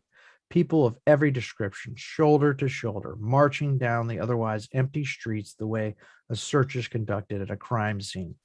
The lines include principals and extras lined arm in arm, wardrobe for their usual role as executives and secretaries, store clerks, telephonists, maintenance and construction workers, waiters and waitresses, cooks, shoppers, health workers, security guards, postal workers, police officers, firefighters, and homeless people. We occasionally glimpse Truman's friend and colleagues amongst the searchers, Marlon, Lawrence, Mother, and Kirk, Vivian, and Tyrone. Even the Washingtons and Spencer and Pluto have joined the search. A snarling Pluto, straining at the leash, has now assumed the role of tracker dog. Truman's pajamas waved in front of his nose, clearly miscast as the friendly neighborhood pooch. Searchlights from Sea Haven's many towers sweep the town. Once the light falls on the blackened face cowering in the bushes beside a picket fence, the fence now faintly reminiscent of prison bars. Even the beam of the full moon appears to be sweeping the town like a searchlight. Exterior bridge night. Barriers have been erected at the bridge leading out of the Sea Haven, guarded by several Sea Haven police cars. An extra dressed as a derelict wheels his shopping cart towards the bridge. The derelict takes a look along the walkway alongside the bridge as if participating in the search. He finds a police officer standing on the walkway. The police officer says, Any sign of him? Not yet. Take it easy. Interior control room night. A video operator in the 6th row watches the scene on one of his monitors, the derelict standing with his back to the camera. Just as the derelict turns toward camera, the operator turns away to take a sip of coffee. He misses what we see on his monitor. The derelict's blackened face belongs to Truman. Exterior bridge night. The disguised Truman heads back to town. Interior control room night. Christoph turns to a lighting technician. We need more light. Exterior Sea Haven streets night. A building to building, floor to floor, office to office search is also being conducted, each structure secured as they go. The searchers paying special attention to potential blind spots such as closets, dumpsters, manholes, sewers, car trunks, trees, and shrubbery. We focus on one of the waves of searchers. Truman has linked arms in the middle of a row, his disguise still holding up. Interior control room night. Christoph glances impatiently at his watch. We'll never find him like this. What time is it? It's too early. It doesn't matter. Cue the sun. Exterior streets night day. The sun instantly rises over Sea Haven. Cast and extras shade their eyes from the sudden glare. Interior control room night. While his colleagues monitor the bank of screens, Christoph has been joined by the two anxious studio executives, Moses and Roman. Rumors are circulating he's dead. The media's in a feeding frenzy. Phone lines are jammed. Every network has pirate shots of Marilyn in the closet. The sponsors are threatening to rip up their contracts. Why? We're getting higher ratings for that graphic than any time in the show's history. Interior bar night. The television above the bar carries the test card. Patrons matedly discuss Truman's fate over their drinks. Some place bets with each other on Truman's fate. Exterior electronics store night. A crowd of passerby hover around a display of televisions in the window of an electronics store, awaiting developments. Interior control room night. The fan of extras reaches the harbor and automatically turns to make another sweep. But when we flush him out, how do we explain this? We tell him the truth. Coy looks askance at Kristoff. We're making a movie. Exterior harborside day. However, as he bypasses the entrance to the ticket box, he hasn't bargained on coming face to face with another straggler from the search, Marlin. Truman freezes in front of his childhood companion. Marlin instantly seeing through Truman's homeless disguise. Truman glances nervously in the direction of the searchers, their backs to the two men. They are beginning their next sweep. One shout from Marlin will give Truman away. He is at Marlin's mercy. Without a word, Marlin walks past Truman and rejoins the search. Truman glances back to Marlin's retreating figure, but Marlin never looks back. Exterior dockside day. Truman reaches the edge of the dock. He looks out over the bay. There, riding at anchor some 200 yards out, is a sailboat. The same boat that circled Kirk and Truman's sailboat many years earlier. We see a close-up of Truman's terrified eyes and his blackened face. Staring down at the lapping water, he steels himself, shuts out the doubts, and dives into the water. Interior control room night. I'm sure we'll get him on the next sweep. What have we missed? It's just a matter of time. Kristoff concentrates on a monitor displaying a view of the harbor. We're not watching the sea. Why would we? Sweep the harbor. His colleagues begin to flick through dozens of waterborne hidden camera shots in moored craft, lighthouses, and buoys, trying to locate Truman. Suddenly, on one of the monitors, there appears a single sail etched against the horizon. That's got to be him. How can he sail? He's in insurance. Resume transmission. Simone punches at a button, and the image of the sailboat is instantly transferred to a large on-air monitor. Interior old woman's apartment night. The two old women doze against each other on the sofa in front of the TV. The classical music on the television is abruptly replaced by the sound of the wind and sea. One old lady blinks her eyes open, her breath taken away by the sight of Truman at the wheel of the sailboat. She rouses her companion. Interior control room night. What do we have on that boat? Simeon scans a computer shot list. He types in a code. The camera from the mast of Truman's sailboat activates. Truman, unaware of the camera, is concentrating on his sailing. Exterior harbor day. By now, the ocean spray has washed most of the dirt from Truman's face. Only a residue remains. The rags he wears are soaked.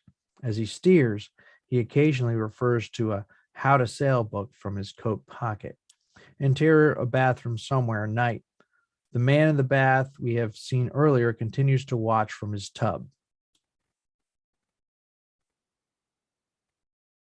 I knew he wasn't dead. Exterior harbor day. Truman is at the wheel of the sailboat, wind filling her sails. Sea Haven left far behind. His is the only craft afloat in the harbor. He sets a course for the open sea as he and his father did long ago. Interior control room night. Kristoff and the other production staff watch Truman from a buoy's POV as he sails by. Get another boat. The ferry. Exterior ferry terminal day.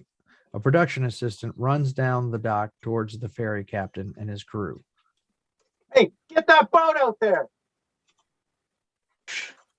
I don't know. We were just told to put on these clothes. Exterior harbor day. The sea choppier now, rising and falling steeply beneath his boat. Truman nears a large buoy bobbing clumsily in the strong swell. An official-looking sign on the buoy reads, "Dangerous waters, do not enter." We see an extreme close-up of the nautical signpost where a disguised miniature camera tracks Truman's progress. Interior control room night. How do we stop him? How else? Christoph nods to controls on the mixing desk marked wind and rain. Exterior harbor day. Storm clouds roll towards Truman's boat at an alarming speed. He looks back towards the Sea Haven skyline, rapidly receding behind him. Doubts invade Truman's head, but he shuts them out and steers into the teeth of the storm, a look of resolve in his eyes we have never witnessed before. Interior control room night. Moses and Roman pace at the back of the control room. Christoph is forced on his monitor. Like Truman, he steels himself for a fight. Cue music.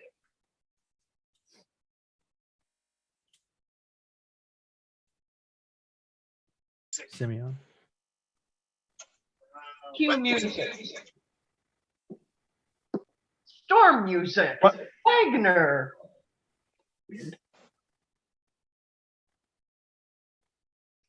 There's no rescue boat in the area. He won't know what to do.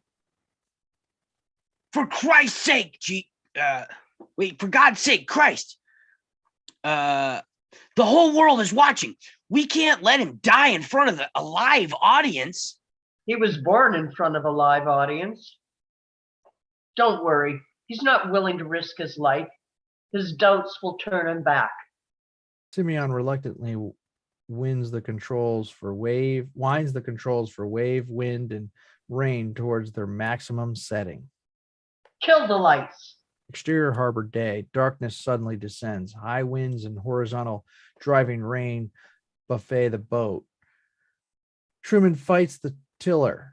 Hurricane force winds shake the mast and keel, ripping the sails to shreds. Suddenly, the mast of Truman's boat is struck by a bolt of lightning, snapping the rigging and knocking Truman overboard. Flailing in the tempest, Truman manages to grab hold of a trailing rope from the mast and hand over hand drags himself back on board.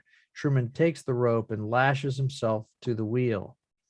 Monstrous waves continually submerge the boat. With what little is left of his rigging, Truman continues to head into the gale. Come on, is that the best you can do? You're gonna have to kill me. Interior control room night. In contrast to his panic-stricken colleagues, Christoph gives an outward appearance of calm. Only we witness the minute bead of sweat appearing at his temple that betrays him. Is he out of his mind?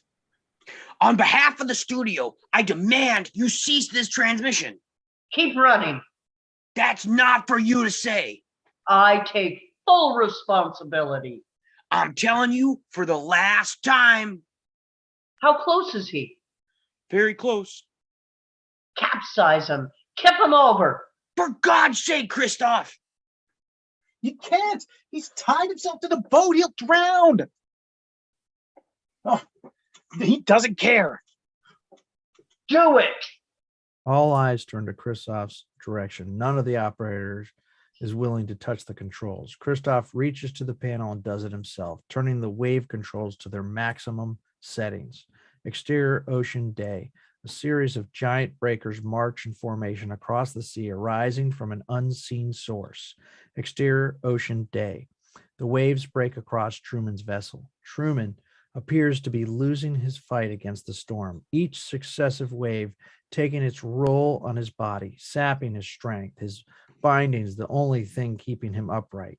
His head slumps. The tiller goes loose in his grasp, rocking out of control. Truman's will is draining away. Interior control room night. The control room crew watch the heroic image of Truman on the on-air monitor, awestruck, as if they too are now spectators watching a movie. Exterior ocean day. As he is about to be overcome by the next wave, Truman clamps the wheel with his whole body and braces for one last wave. But the wave does not come. A strange phenomenon is occurring in the ocean.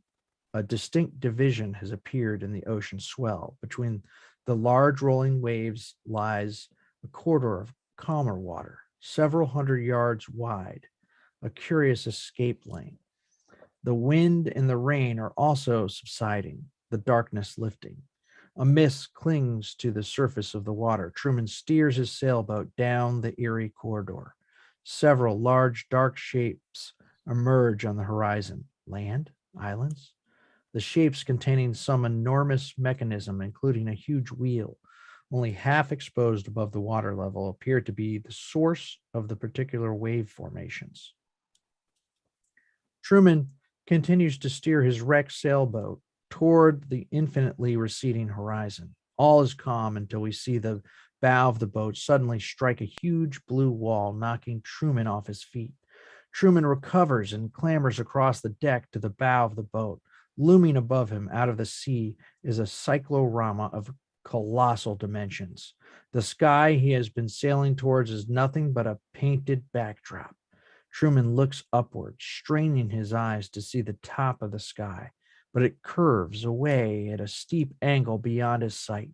Clinging to the boat with one hand, he tentatively reaches out towards the painted cyclorama. He touches the sky. He looks about him and simply laughs. Interior control room night. Christoph and his production staff take in Truman's reaction in stunned silence. Interior, exterior, bar room, laundromat, storefront, apartment, night. Truman's laugh echoes around bars, offices, shops, homes, and streets, wherever a television is to be found. No viewer speaks. They too are stunned into a hushed expectancy. The collective audience holds its breath. Exterior, ocean, cyclorama, day.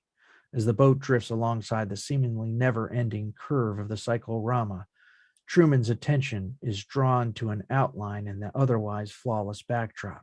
He retrieves the identikit picture of Sylvia from his coat pocket and clambers to the prow of the boat. There, camouflaged in the painted skyscape, just above the waterline, is a door. Truman grabs hold of the recessed door handle and halts the drifting boat. He stands in front of the door and closes his eyes in a silent prayer. Interior control room night. The control room crew stare in silence at the monitor, their very livelihood on the brink of vanishing. Christoph opens a small panel on his desk, breaks a seal, and speaks into the emergency PA system that is linked to the entire studio. Truman. Interior, exterior, ocean, cyclorama, day. Christoph's voice booms over the now calm ocean. Truman.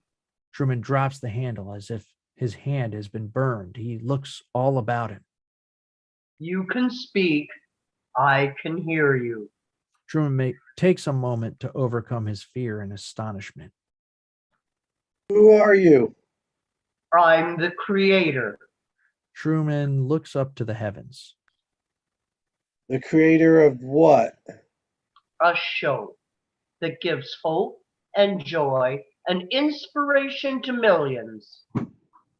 A show? Then who am I? You're the star. Truman struggles to take it all in. Nothing was real? You were real. That's what made you so good to watch. Truman takes out the drenched picture of Sylvia, recalling her words at the beach. The eyes are everywhere.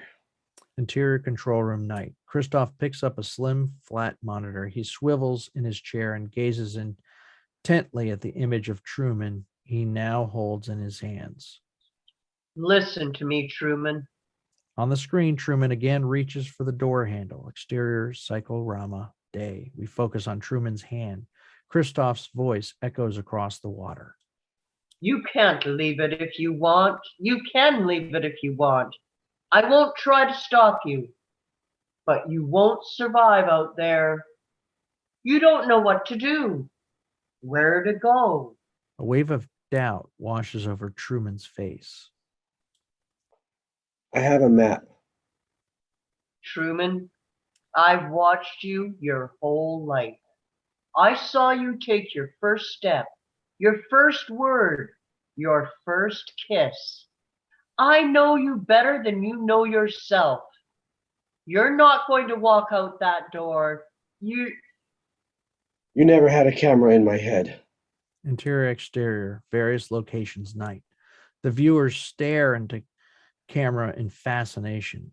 Interior control room, night. Truman turns back to the sky, looking up towards Kristoff. Truman, there's no more truth out there than in the world I created for you. The same lies and deceit, but in my world, you have nothing to fear. Truman seems to be considering the possibilities. He looks to the identikit picture of Sylvia in his hand. Say something, damn it! You're still on camera, live to the world. Interior, a room somewhere, night. Sylvia gazes at the picture of herself on her television screen as if it is her reflection in the mirror. Exterior, cyclorama, day. Truman hesitates. Perhaps he cannot go through with it after all. The camera slowly zooms into Truman's face. In case I don't see you, good afternoon, good evening, and good night. He steps through the door and is gone. Silence. Then, interior, exterior, viewers' night. Spontaneous jubilation from viewers in their various locations.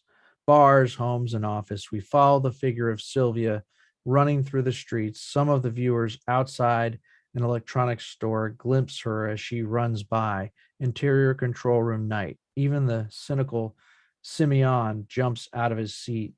For the first time in the film, he lets out a joyous whoop, forgetting himself for a moment, caught up in the drama.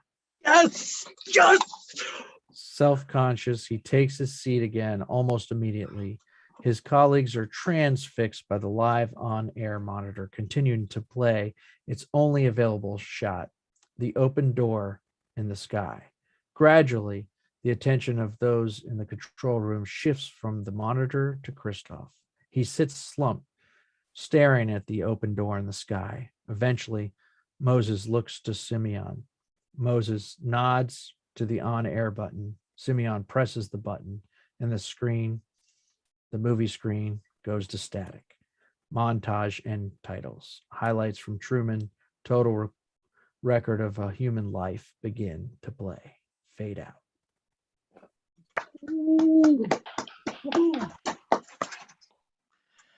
All right. Well, good job, everyone. That was a great script and a lot of action and description to read. That was a lot. Oh, you know what this little montage thing makes me think of at the end? You know, when, like, right after Bob Saget died, they played, like, America's Funniest Home Video played like 13 hours of Bob Saget's episodes on YouTube. And I sat and watched like 8 of them. Wow. And it just reminded me of that. Yeah. I know it's a weird reminder, but that's what I thought. Well, makes sense. Because, you know, I kind of grew up watching his America's Funniest Home Videos, and you had to be in that generation to understand. Yeah, I think most of us are pretty close to there. Yep. Yep. Maybe Yeah. And you can watch it at different ages, but Yeah, I know. I wasn't trying to bring attention to how old everybody else was, though. well, now you did. I'm just kidding. Not now. Thanks a lot. We have a lot to talk about, more than age and different reminders of this movie, but we'll do that after everybody gets to elaborate on who they are and what they do. Now that we're finished, if you don't mind, I'm just going to grab one of these. It's pretty big. Jacob, Yeah. you all earned it. So we have Kristoff, Vicky Dykes. Tell us who you are, what you're doing, what you're up to, what's coming in the future. Hello, I'm Vicky Dykes. I'm an actress, and if you want to contact me, you can find me on Facebook under the name Vicky Dykes. I'm also on Instagram. I'm YogaGramma7. I'm in the middle of planning and building a yoga show that will be filmed, I don't know when, but it'll be at some point in this month. And that's about it. I'm busy with Table Read Tuesdays. I love it, and I hope you enjoyed the show. Yeah, we love it. Don. Don Lampasone. I have a production company in Maryland. I do some acting here and there. In a show now, Music Man, playing Charlie Cowell and yeoman townsperson. So Charlie's only in like 3 or 4 scenes. He's kind of the bad guy, I guess you could say, if you know that show. It's a fun part. But then I get to play the it's fun to play the townspeople too. Nice. So, Will it ever be recorded or anywhere online or just live? they probably will record it illegally, especially since Music Man's on Broadway right now. Yeah, they probably will.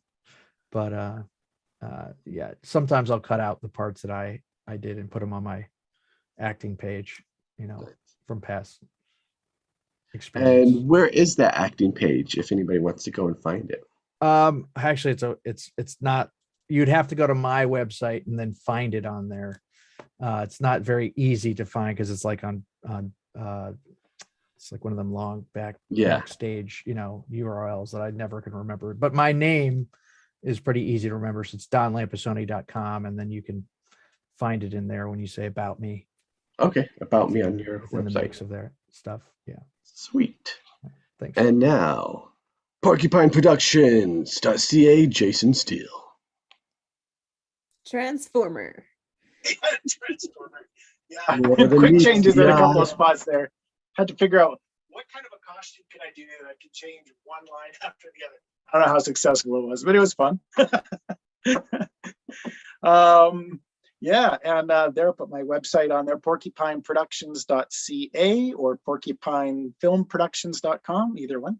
And you can find a lot of my stuff on there. And I don't have much else to say. Carry on. Carry on. Then we shall. Angelina Peterson. Oh, hello. It's me. You can find me on Facebook. My business is Your Adored Life, so it's easiest to find me there. And it's a custom family documentary company, changing lives and helping with legacy. I'm not working on anything other than that right now. All right. I mean, that's plenty. Oh, and Table Read Tuesday, of course. I do that. Oh, yeah. Yes. Casting, editing, reading, acting. Stuff like that. Hosting, so much that we all are appreciative of. So thank you. Thanks. And Arend. Hello. I'm not doing anything major at the moment. I'm working on another Let's Play. And as I said before, in the previous week, I'm an aspiring voice actor and video editor. Yes. You can find me on Facebook as Arend Williamson. Would be spelled with ARY. Or you can find my YouTube page, Pyraga Flare, if you're interested in that sort of stuff.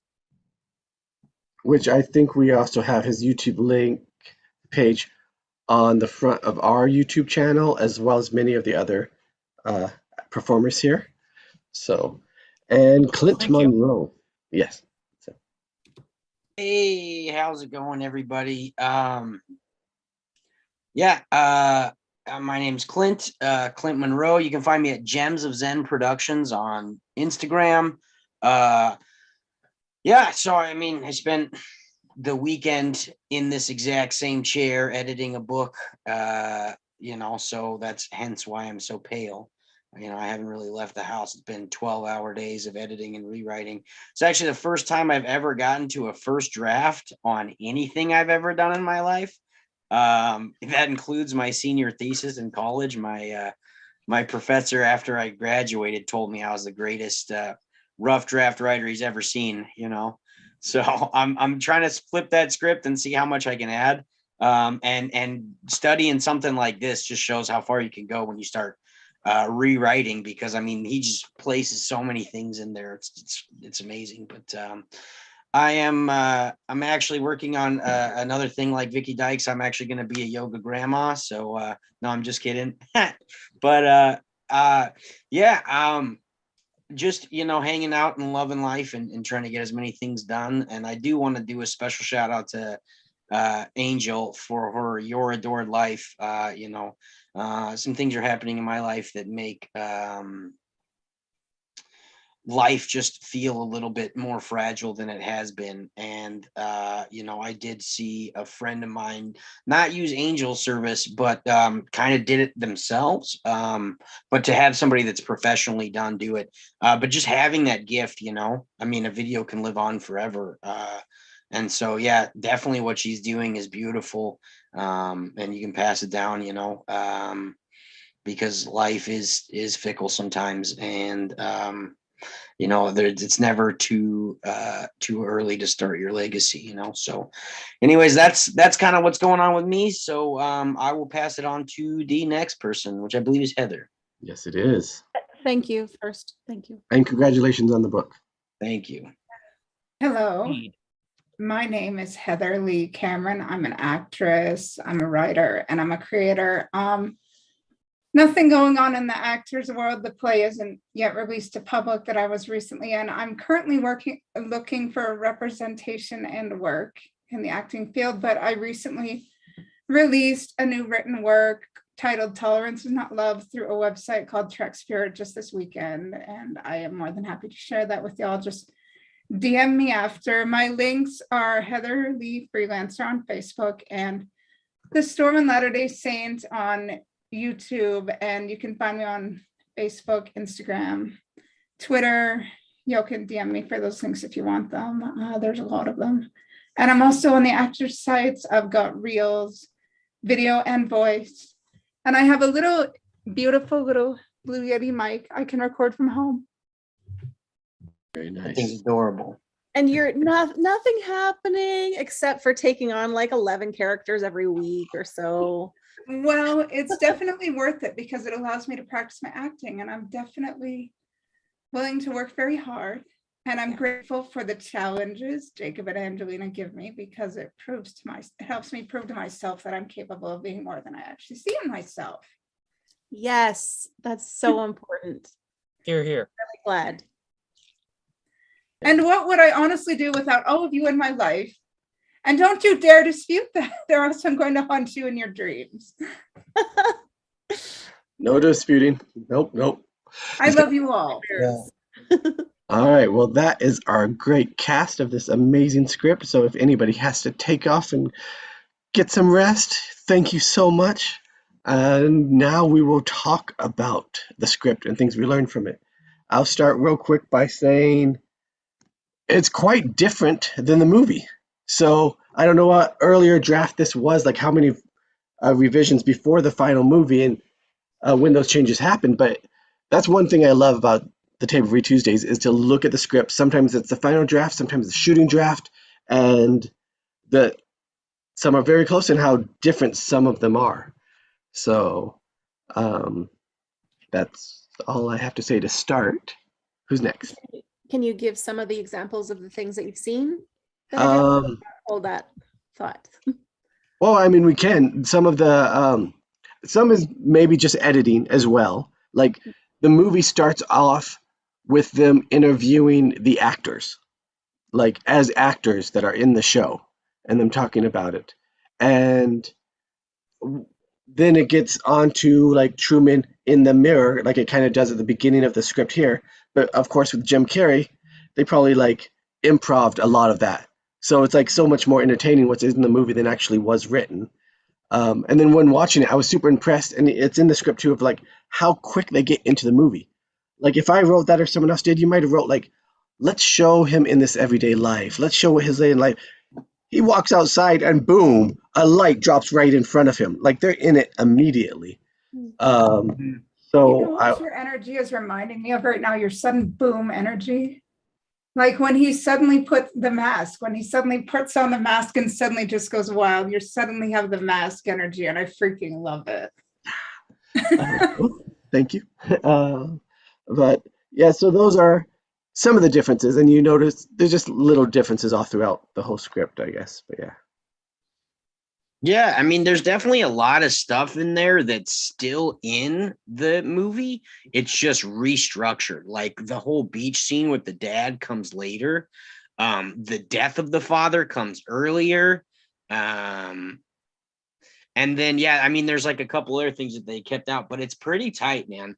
But yeah, I got 1, 2, 3, 4, 5, 6, 7, 8, 9 pages of notes off of that one.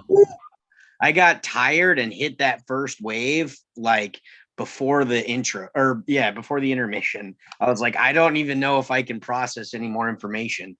I mean, yeah, there's so many things. I love how in the script, especially, I mean, if you're trying to write something that's going to get sold, like building this mystery that doesn't really get answered until page 70. Right? Like page 70 is finally when you get pulled out and Christoph during the interview is explaining what's going on.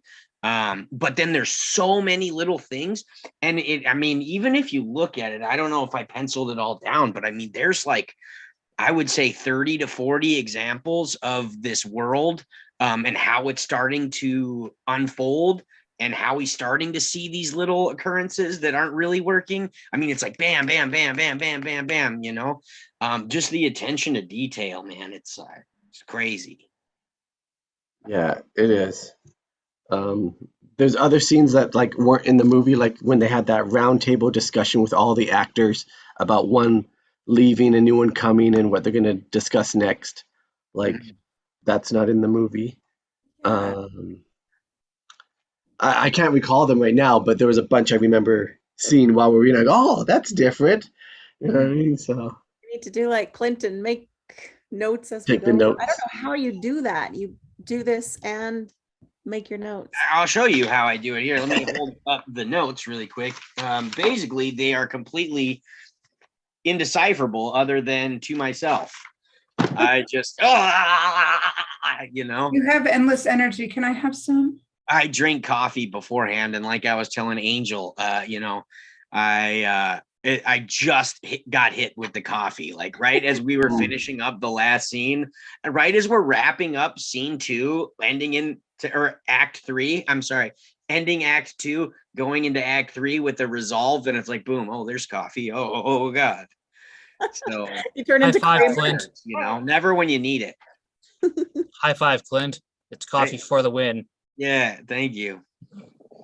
Yeah, it's awesome that you guys actually wrote that into the script. There was a scene where Jason and I were sipping coffee together, so it totally worked. That was my one costume change. coffee brought to you from the. I can't even do it. Dang it. I have to call him out on that, by the way. The costume change. That one costume change was very Dumbledore-like. Oh, it was great. You're commenting on the homeless guy, the derelict character. Yes. I don't know, If we man. ever do a Harry Potter script, there's our Dumbledore. Yeah, right there. Eh? I'll cover Yes. Snape. Harry. Oh no, Snape is mine. And I'll be Severus Snape Voldemort. is mine because he's my favorite character. Fine, I'll be Voldemort. I actually have his wand, so Oh well. He didn't miss it. no, I He's dead. kind of just took it from him. I'm kidding. It's funny when the first time that I was an extra on a set, I was like walking through. It was this scene where we were supposed to be New York pedestrians, and I'm like walking around, and there's a bunch of other pedestrians, and I look over, and I'm like, dude, is that Rupert Grint? Is he doing extra work? And this guy was the spitting image of Rupert Grint. And so I started talking to him, and he's like, yeah, dude, I get it all the time. And you're like, yeah, but I mean, like, dude, like you got a full-time career just being him. You know what I mean? The guy's awesome. He's hoping to work on a sequel to Forrest Gump, which I hope comes out. You know, he's been working on it for years, and I totally support him in that. You know, that'd be awesome. That was such an amazing movie. Working on it in which way? Writing. Writing a sequel. There's a Forrest book Gump. already that serves as a sequel, though. I was actually thinking about how funny it would be to do a sequel of this when he goes out into the real world and then just gets super jaded by how terrible it is. Angelina and I have discussed that some. Yeah. But I have how some. people are just not friendly, and like when he gets into traffic, how they really do kind of cut him off. He's like, "What's going on?" They'd have to Jacob has recast it all figured out. It's the whole movie is right there in his head. Yeah. They'd have to If you recast film it it, if you film it, hire me. I'd work for you. Yeah. as Jim Carrey quit. Do you think he really? I mean, I know he Fortunately. feels that way, but do you think he'll be back? Oh, I think he'll be back. I Like think he so. said, He's if gonna take a break for right 10 years or role- something, and then he'll be back. I get it though. Like for plays, I've done so much work on stage, and you get to a point where you're like, if it doesn't really grab me, and I don't love the cast or director, it takes so much time. I've got other things that I can do. So yeah, I not that I've even close to the caliber of him, but I get it. It's something that was a passion. Yeah. Yeah, he's got hundreds of millions of dollars, so Yeah, I don't. that helps. It's also awesome to see somebody with such a genuine good heart make it, I mean, Yeah. he's definitely a wise old soul, and he's been that way for forever, and to see somebody like that make it, because I mean, we all know Hollywood, there's definitely been a lot of the scandals and the exploitation involved in that whole industry, but to see somebody who actually makes it, that has a genuinely good heart, that's super cool. Matthew Reese, by the way, I met him kind of in passing. He's actually super cool too, which is nice. I hope he finishes Sonic 3 before he retires. There was one part in the script. I hope I can find it. Maybe I shouldn't talk. I'll find it. Well, you can go ahead and mention it. We'll see if we can help you. Or Okay, there was a part in the script. Oh, it was the interview that I just thought was really like a not totally, but sort of a fourth wall feel to it, which I guess this has a lot of throughout, but it wasn't out of place, but it was, but I really liked it. I really enjoyed that part. well, and they do still have that in the movie, but it's much, much shorter. Yeah. That's a really long interview. I was noticing how long that section was, and it felt a little long. So yeah. Sorry. Not because of you, but that's like a note for writers. It's Several like, pages. yeah, It's It- possible they shot it and they edited it out. Yeah. yeah, and stuff. Like, and another thing I thought was interesting about how it is in the movie and how it's on the page, like, they have the Sylvia girl, she calls in or whatever. Like, and in the movie, they make it clear that they know it's her and they're talking directly to her. In here, it's like she veils her voice and not too well, but they never address it. But even in the movie, it finishes with her scene. Like, she's the last one before they end the interview. And I feel like in real life, they probably wouldn't do that. They would want to have another happier thought or this or that. And in the script, they do have like one more interview or something else continues a little bit afterwards. But again, screenwriting stuff, get in early, get out late. Opposite, get out in late, get out early. They did that. Like, this is the most dramatic thing. All right, let's do that. If the other stuff isn't, dramatic or storytelling or moving along, then we cut it out. Mm-hmm. Do you think that it's intentional that the image behind you, Jacob, that it almost looks like the wing of a plane if you're actually sitting there, if you're in the way, when you're in the way, it almost looks like the wing of a plane, and then it's in the sky. No, just move right. Yeah, perfect. There. It's. I don't think that's intentional because, like you said, I have to be in this spot for it. They knew I was going to be here. Where are the cameras? Yeah, you thought it was just Truman. It's right here. And just a little side note for those of you guys that are watching, Penn's Pavel right here, so crisp and refreshing. we're trying to do some product placement here on Table Read Tuesdays too, Oh, we should do that. right? All their shirts or something. No, when I was watching, it's super funny how like, so this is the beer that he always that Marlon always brings over. And then when they cut to the bar scene, there's like a tap where they're serving this beer to people in the real world. And then also what I was reading, which I think is super, super awesome, is that like this beer shows up in that 70s show and a couple other things too, because I mean, this movie was so influential. So I've decided that anytime anybody drinks beer on my movies, they're drinking this Penn's Popple. That's awesome. That's awesome. Neat. Do you guys have a favorite scene in the movie or a favorite scene in the script? I have a favorite line. Say it. Mentioned it in the chat. There was never you never had a camera in my head. Yeah. Yeah. Yeah, that would be dark. You guys don't want to see that, man. They're working on it. They're working on it. Serious, dude. They do. People would pay to see that, Clint. There's an audience for everything. For sure, dude. If you put me in the Truman Show, if it was the Clint Show, man, it'd be a wild ride, a hurricane. But my favorite shot in the movie, it's random, but it's the guy in the bathtub holding onto the thing, like I just love it. I know it's not like the most important one in the whole thing, but it's so memorable to me. I like the bit where Marlon actually shows a sense of loyalty by noticing that Truman's there, but he just pretends he didn't see him and carries on with the crowd.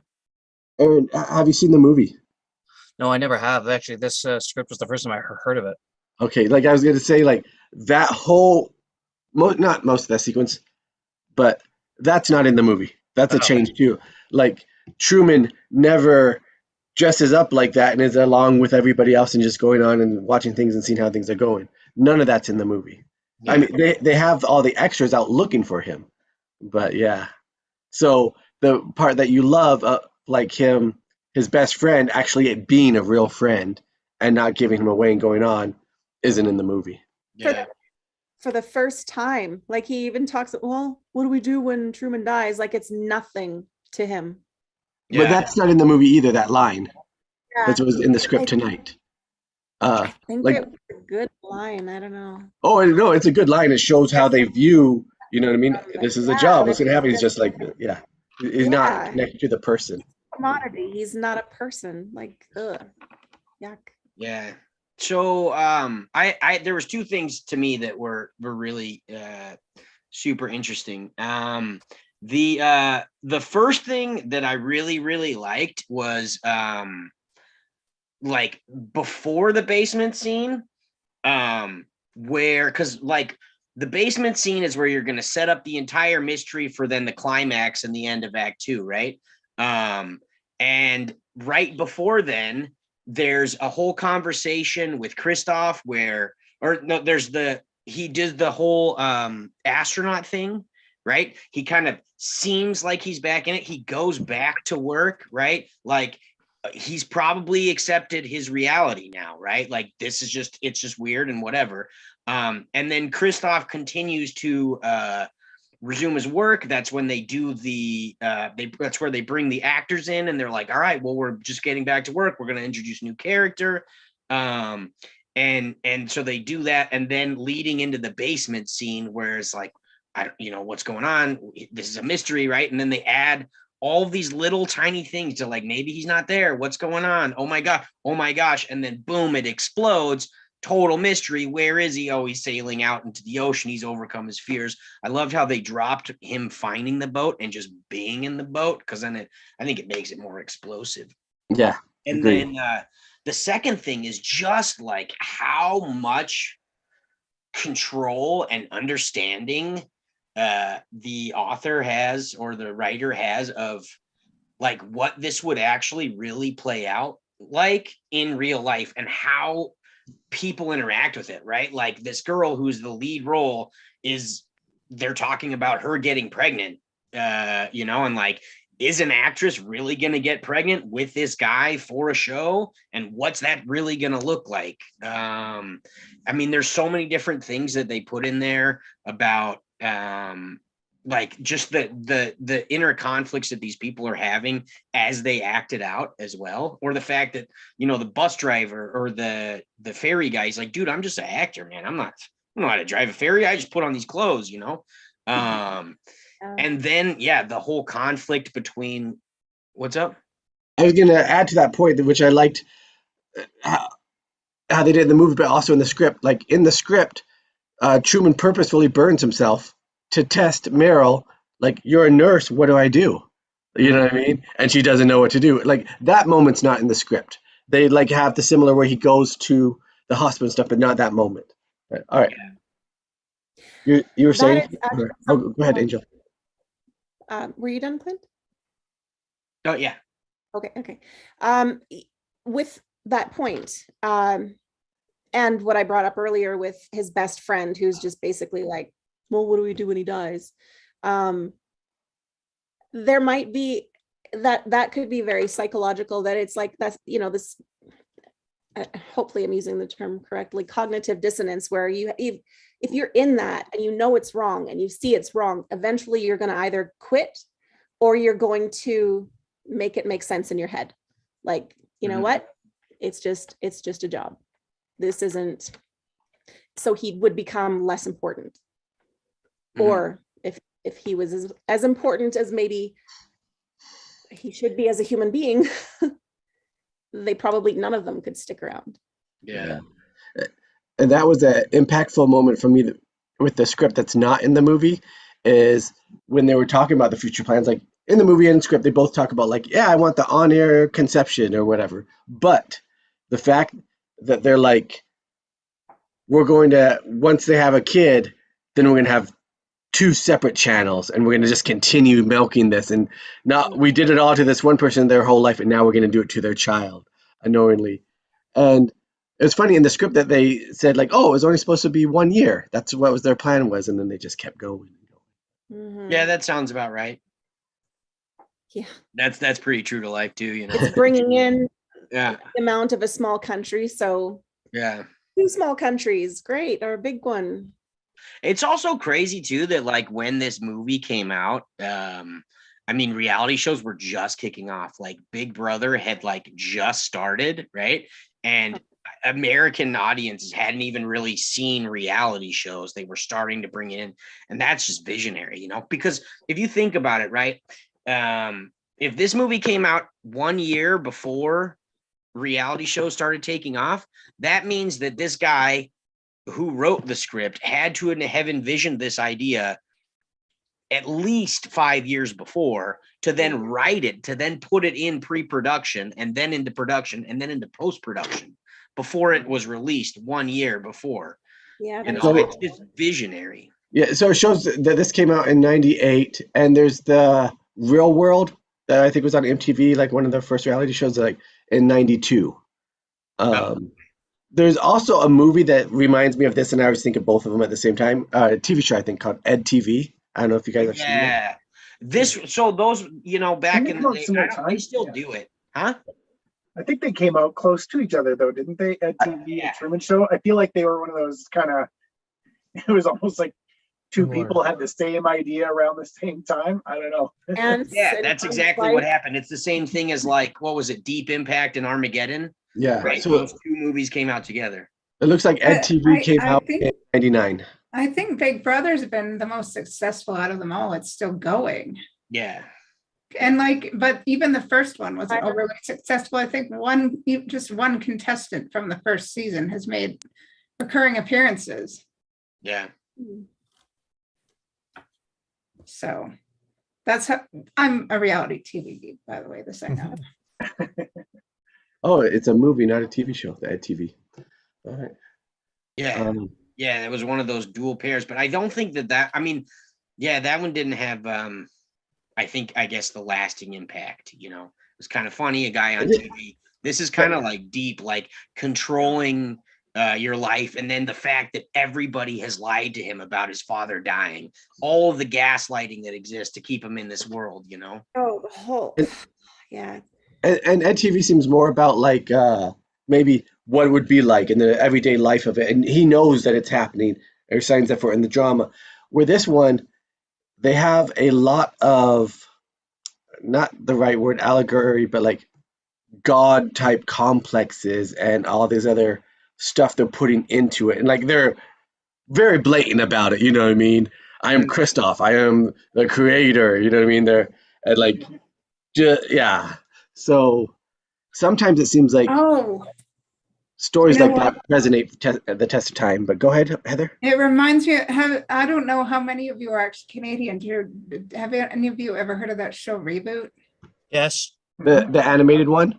Yeah, it kind of reminds me of that, where they drop the games and build the worlds and have and run the internet and computer. Doesn't it remind you of that almost? I can see why you're thinking of it.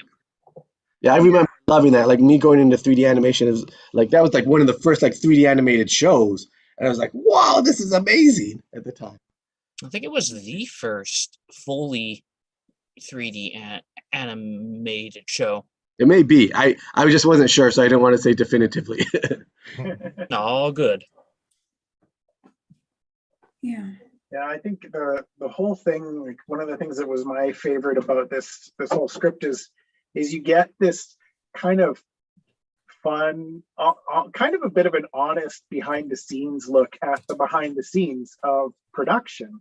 So you get these actors like the boy on the bridge who's been hit by a car, and once Truman's gone by, he sits up, you know, or the guy who's the surgeon, and he's like, oh, okay, we're gonna do some I love that surgery surgeon right part.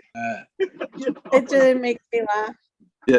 Yeah, and it's funny in the movie too the way they do that. But a couple more differences, like you pointed out, like the kid that needs the help, that's not in the movie, and it's a little different. Like in the movie, they're like you're using it as an obstacle reason for them to stop. Is like, we need any nurses here? We need a nurse, and she's like, I gotta go help.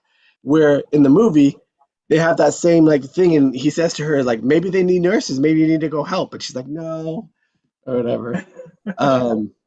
And what was the other one you guys brought up? Oh no, you guys didn't bring up. There's another thing that I could see why they cut it out of the script for the movie, but one of the first scenes where the two guys are taking the girl into the forest, and Truman's doing nothing. Whoa.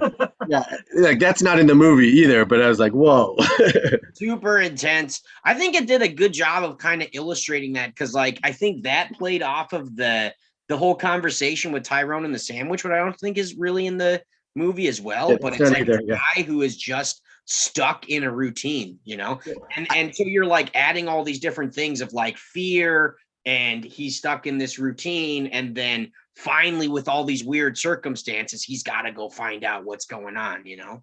My guess is one of the reasons they showed it is because they made a point of like saying he's confrontational. Like he does not do physical stuff. Like that makes him sick, or he doesn't do physical stuff. And they made that very clear to show his arc, because by the end, like he's running through pushing people, he's holding his wife with the little splicer thing, you know what I mean?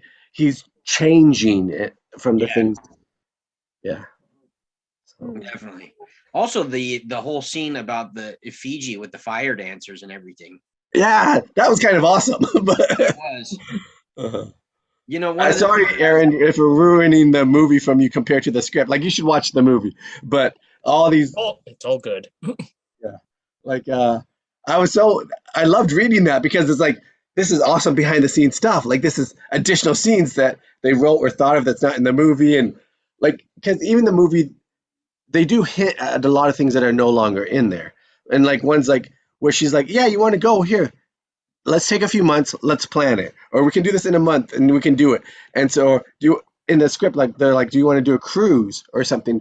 But they show like, yes, if they were going to do that, like in the script, they would take the time, they would build it, they'd plan everything, they'd trim it, train people, it'd be really close and stuff. And so I thought that was all cool.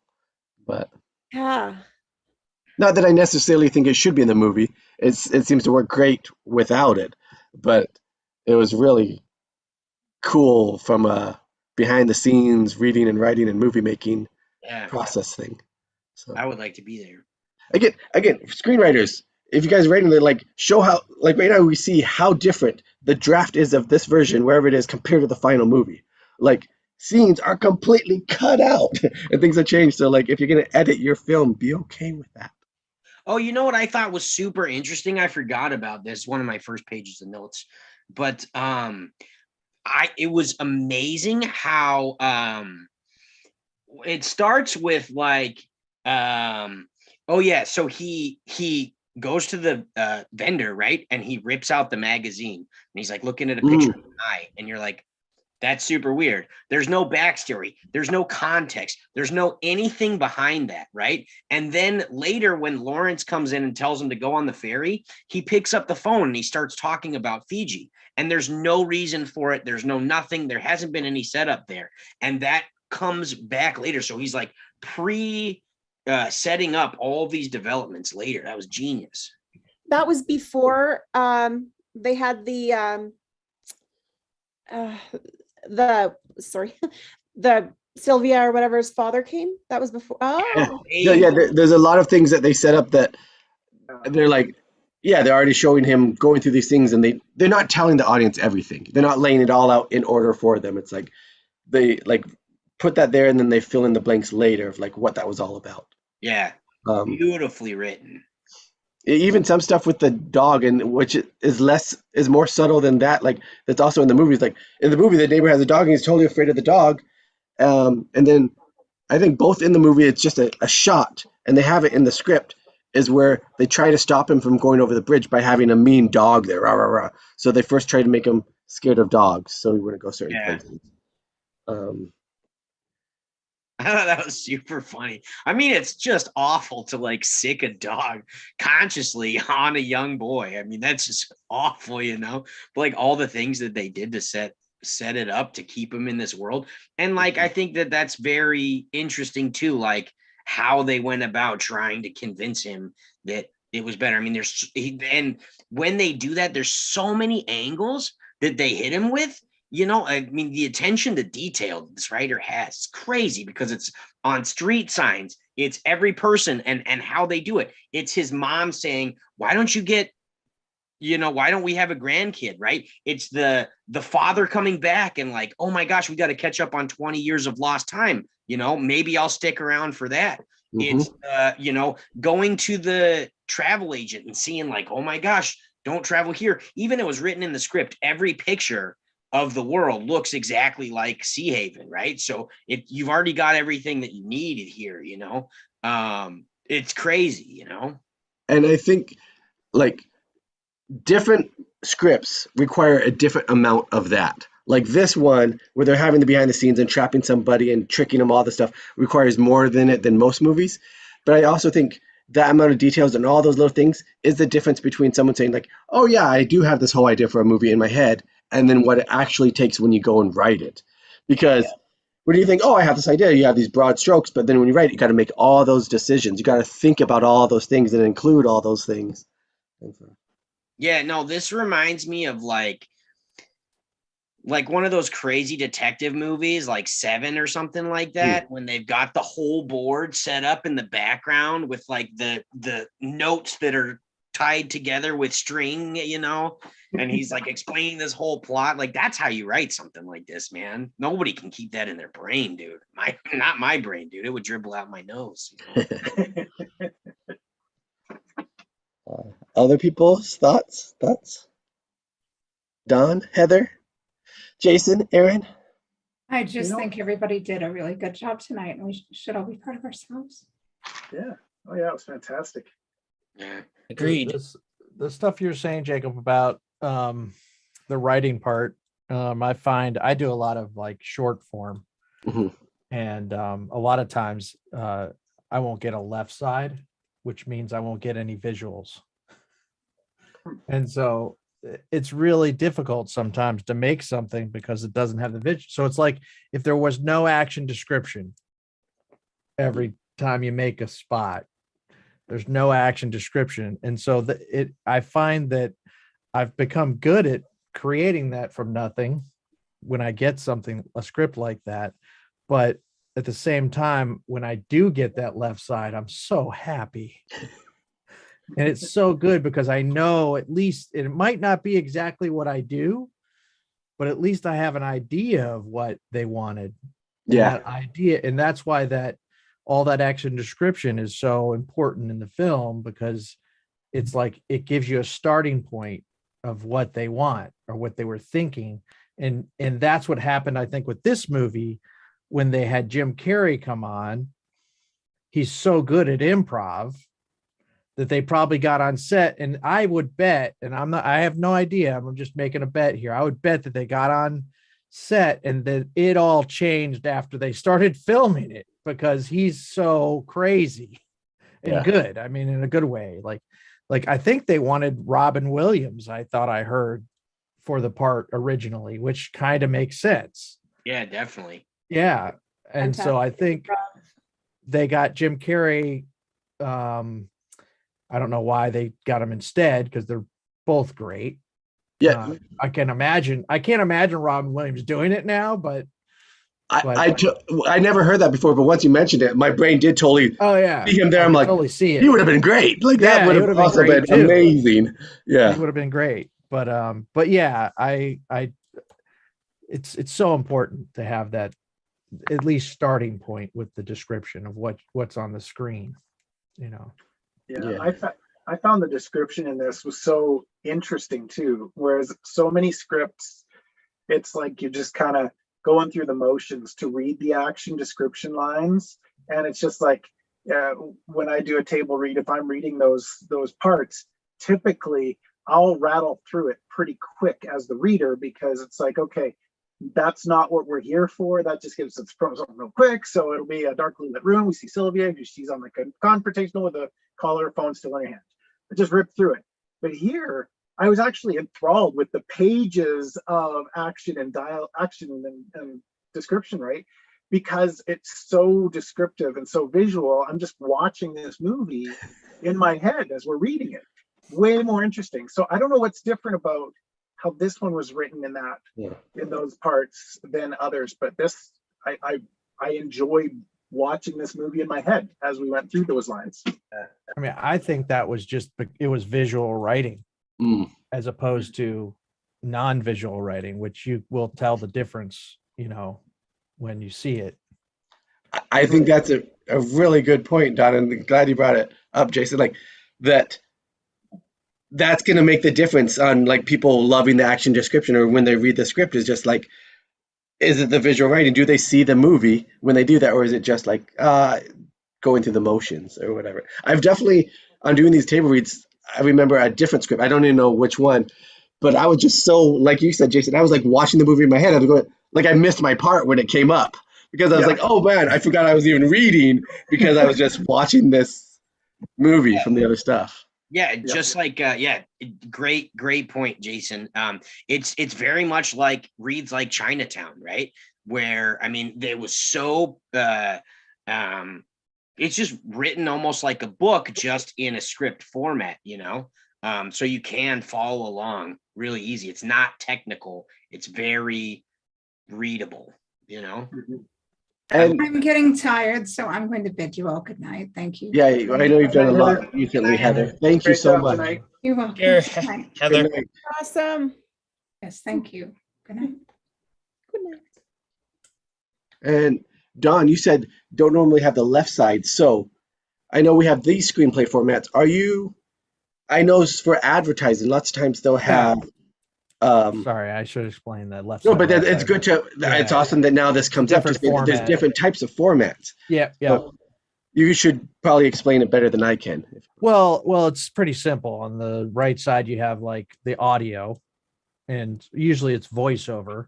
And then I said left side. Yeah. On the right side, you have the visual, what you want to see. So it lines up side by side, because it's only like a 30 or a 60. It's easy to line that up. And a lot of times they'll have simple, just, you know, spreadsheet type thing, box that, you know, lines it up. I mean, that's it. And I usually get a script, and the left side, which is the visual part, is not there, but the audio, the voiceover's there, and you're like, well, what do you want to see? Yeah. And the ones I've usually seen like that, I haven't seen as many as you, but like it has actually a storyboard frame. It has that, and it has like the dialogue or whatever, and it has that as they go down together. Pretty much, that's The scripts. storyboard frame. Yeah. Is a good way to describe it. Yeah, without any storyboard in it. Mhm. Like, So it's nothing interesting. visual. Oh yeah, no, every day. Yeah, like I've done a lot of previs where we do like the quickly make the movie in 3D before they actually make the movie. And to do that, like everyone's different. Like certain people, they want the storyboard, and they're like, I want to see this, and then you just match that. But for me, I'm like, I want them to give me just the screenplay pages. So I'm like, I want to make it up as I go. Well, yeah, but you're making this. You're doing the previs. Yeah. Yeah, that makes sense to me. So, but I mean, there's other previous artists that don't want that. They want They show wanna me know more, tell me exactly. what you want. And I'm Yeah. like, no, I'd rather pick the camera, what's visible here or not, than in there. That makes sense. I mean, I feel like that sometimes when they do fill in the left side, Mhm. I'm like, okay, this is not good. No, don't fill it out anymore. Yeah. Now I see why you're not filling it out. Hey, There's definitely visual people and non-visual people, I would say. quick side note, I just heard that my buddy Alex is watching and just commented in the live chat. Thank you so much for showing your support, Alex. I really appreciate it. Can't wait to see what you do on all your projects, man. You're awesome, and I really, really miss you. We had a lot of good times. He's a really good friend of mine. So thank you so much for your support. I appreciate it. I think we all do. So I just wanted to put that out there, and yeah. Hi, Alex. Welcome. Give him another shout out. Clint, like, does he have a link? Yeah, so he is What do we on find him? What's he doing? YouTube under Present Moment Photographs. He's based out in Prescott. He's just started getting into drone shots, and I believe he's starting to get into more cinematography stuff, which is awesome. But man, I think when he started doing photography, it was within, I would say, maybe a couple weeks before he was putting out some really serious quality images. And I've just watched him grow over the last couple of years, and he's just really expanded. Now he just travels all over the Southwest taking photographs, and he's just exploded. And it's so awesome to see somebody who finally finds their niche and then just explodes, you know. So I'm really, really happy to see that. I'm really proud of him. Yeah, See, that's it's awesome. worth watching us and messaging. Free Throwing advertising. that back in there, you know. Yeah, definitely. Also, Carlos T says, thanks for having me, and this was awesome. That was Awesome. from earlier. Yeah, thank you, everybody. Thank you so much for joining. Again, thanks to all my friends for coming up, stepping up to the plate and coming subscribing. I promise you it will pay dividends to you. Today, honestly, I haven't even said it yet, but this was the first day where I kind of like sat back. It's kind of hard to describe, but I've read so many scripts now with you guys. This was the first time that I was able to sit back and like view it as almost like a symphony of emotions, less than little minute mundane details, like seeing how it goes, the whole thing and how it's set up, which is awesome because I never really have read a script like that. I read and I'm into details and other things, but I was able to get so much of the little stuff done and automated now that I could sit back and look at the big picture. And so if you guys stick around at Table Read Tuesdays and you study and you study and you study, you'll start seeing it like that. And then that's when the magic happens. I hope. I mean, we'll see what happens next That's day. what we're hoping for. Yeah. Magic. It's been great. And then this dude right here has been wanting to say hi. Puppy. Here, patiently waiting for everybody. He just wanted kisses. He starts growling when he doesn't get kisses. Aw. Mhm. I get you, buddy. We're gonna have to do a separate like video just showing the demo reels of the different actors and you guys' production companies and stuff. Just, Yeah. Fine. yeah, that'd be cool to. do your thing like that. Angel, I've got some more work for you. Here.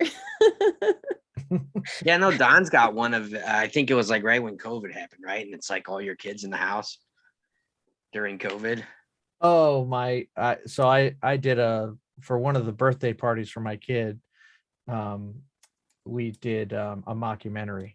Yeah.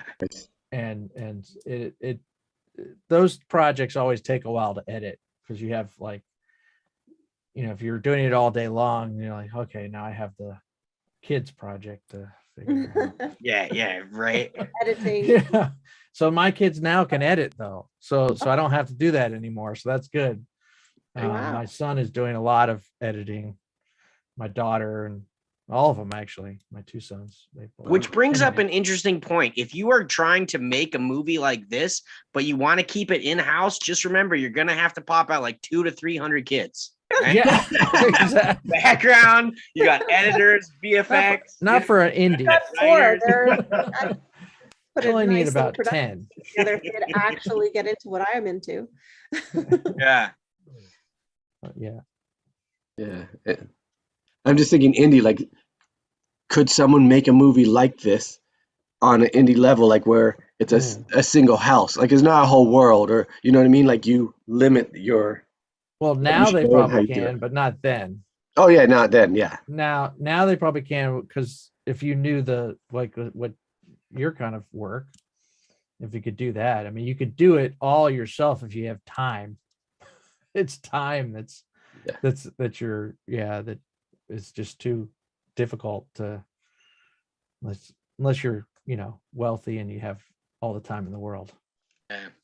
I mean, I just picked up this book. Anyone wants to sponsor us? Yeah. Sorry.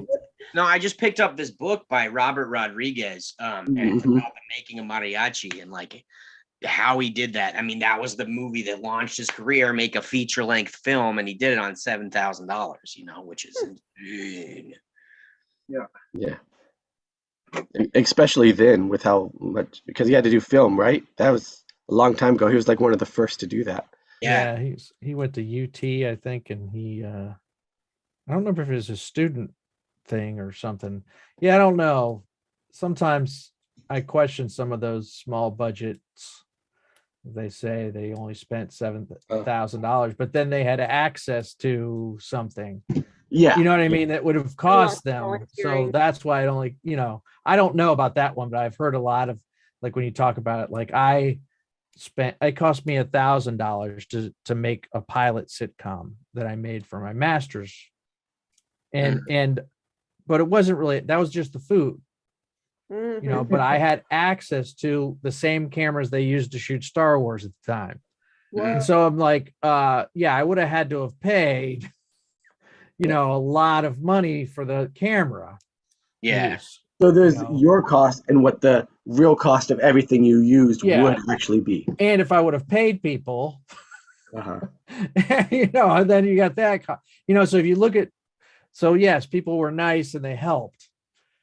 So that's probably what happened with him, is he had a lot of access, and the $7,000 was probably what he paid for food. It's probably what it was. I bet in film, like oodles and caboodles of hot dogs, right? Just like hot dogs and oatmeal. Usually pizza. Once you start paying people, boy, it goes in a hurry. Like money. Oh. That's why a small budget, you do still need volunteers and stuff. Like it goes like that, it's gone. Yeah. Well, just remember, guys, as for any aspiring young filmmaker out there, just targeted advertising. And find a group of people who are passionate like you, who maybe you can help each other out with your projects. So definitely. Right, well, Jason? what I've been surprised about is the actors. I mean, we're always willing to do these things because we love it, and you get like a script that's good or something or funny, and you don't get that. And I think that's one thing that you'll find everywhere. And like the reason we're doing this is not obvious, it's not for money, because we like it, Yeah. And so I think the same thing happens with films, is people are like, they just want, and then you'll get the same thing in production. You'll get people that don't know it really well and they want experience. But it's easier to get that experience nowadays than it was when I was first starting out. Definitely. And every other side want the other side, like there's an actor that's like, I need somebody that has a script and that has a camera that wants to film me. I need those people to do that. And then there's other people that write scripts and they're like, I need actors. And I need the cameraman and stuff. So yeah, like Clint was heading to, and everybody's like, I don't know. It goes down to the networking. It's like finding the other people. They're at the same level as you and also have that passion, hunger, and work together and grow together. And yeah, there's so many stories out there, man.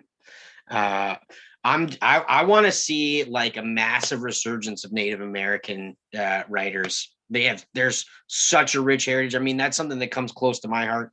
I grew up very close to several different tribes out in Arizona. And if there's anybody watching, any Native writers, hit me up. I want to support you. I want to hear your stories. I want to hear your culture. I want to hear your perspective on everything. So I want to see a huge resurgence of that. Definitely. So I'm here for you guys. Sure, my cousins have a lot of stories, but I don't think any of them are writers, but stories. Sorry, I'm gonna mute. You can hear my dog squeaking his little toy. Well, your cousins can still reach out to Clint. Clint can either write it or help find the people to write it or write it with them. But they would. So. All right, cool. Anything else anybody wants to mention about the script or table reads or movies and stuff before we start to wrap this up? Looking forward to next week. What is next week? Yeah. What is Die Hard. Oh, Find us on Facebook, on our Facebook group, where you can fill in an audition form. Even if you don't have a reel, fill in an audition form if you want to be a reader. Awesome. Find us. And I like there's not as many characters next week. What were you saying? I'm guessing there's not as many characters for Die Hard as there is like this. I don't know how many characters there was in this crazy movie, but there were so many one-liners. Yeah. There were over 60 characters total. Oh man, craziness. There were close to 70 in this. Yeah.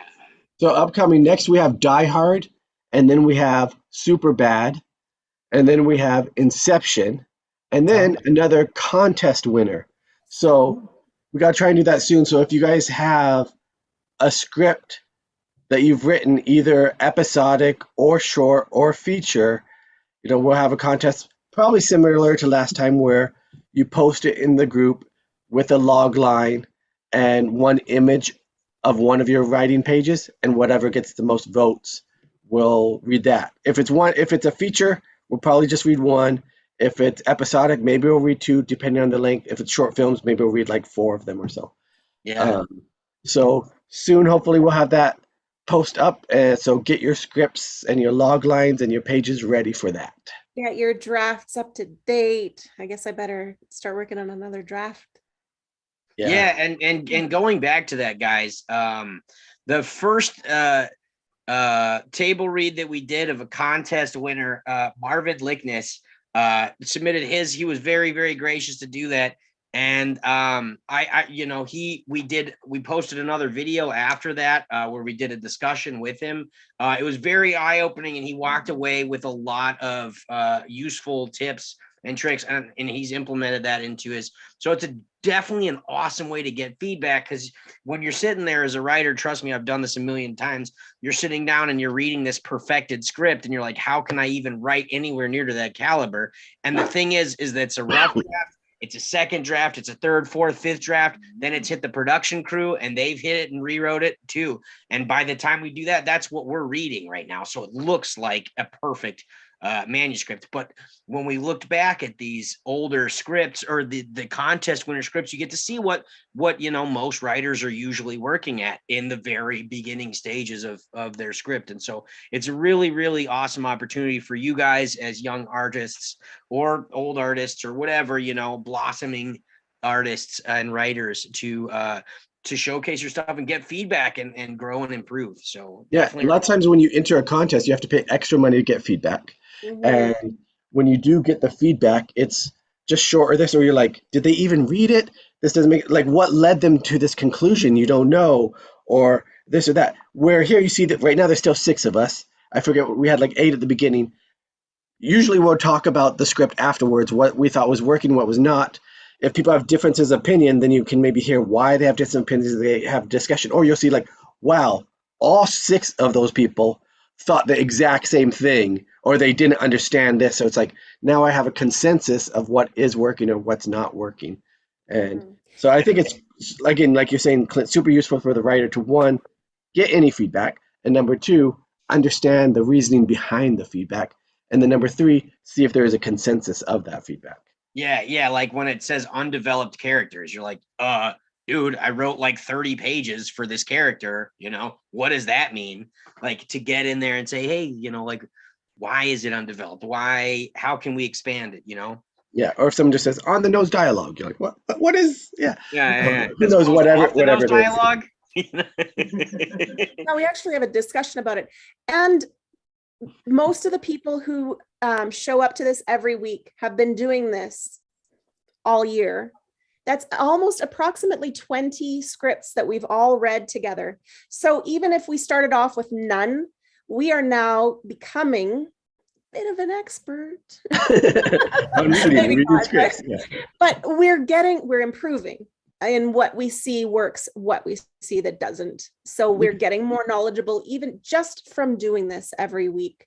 So when you put your script in the contest and you win, and you get us reading it for one, and then giving that feedback, we've seen so many scripts now that, there's even a lot of screenwriters who have not read this many scripts. They should.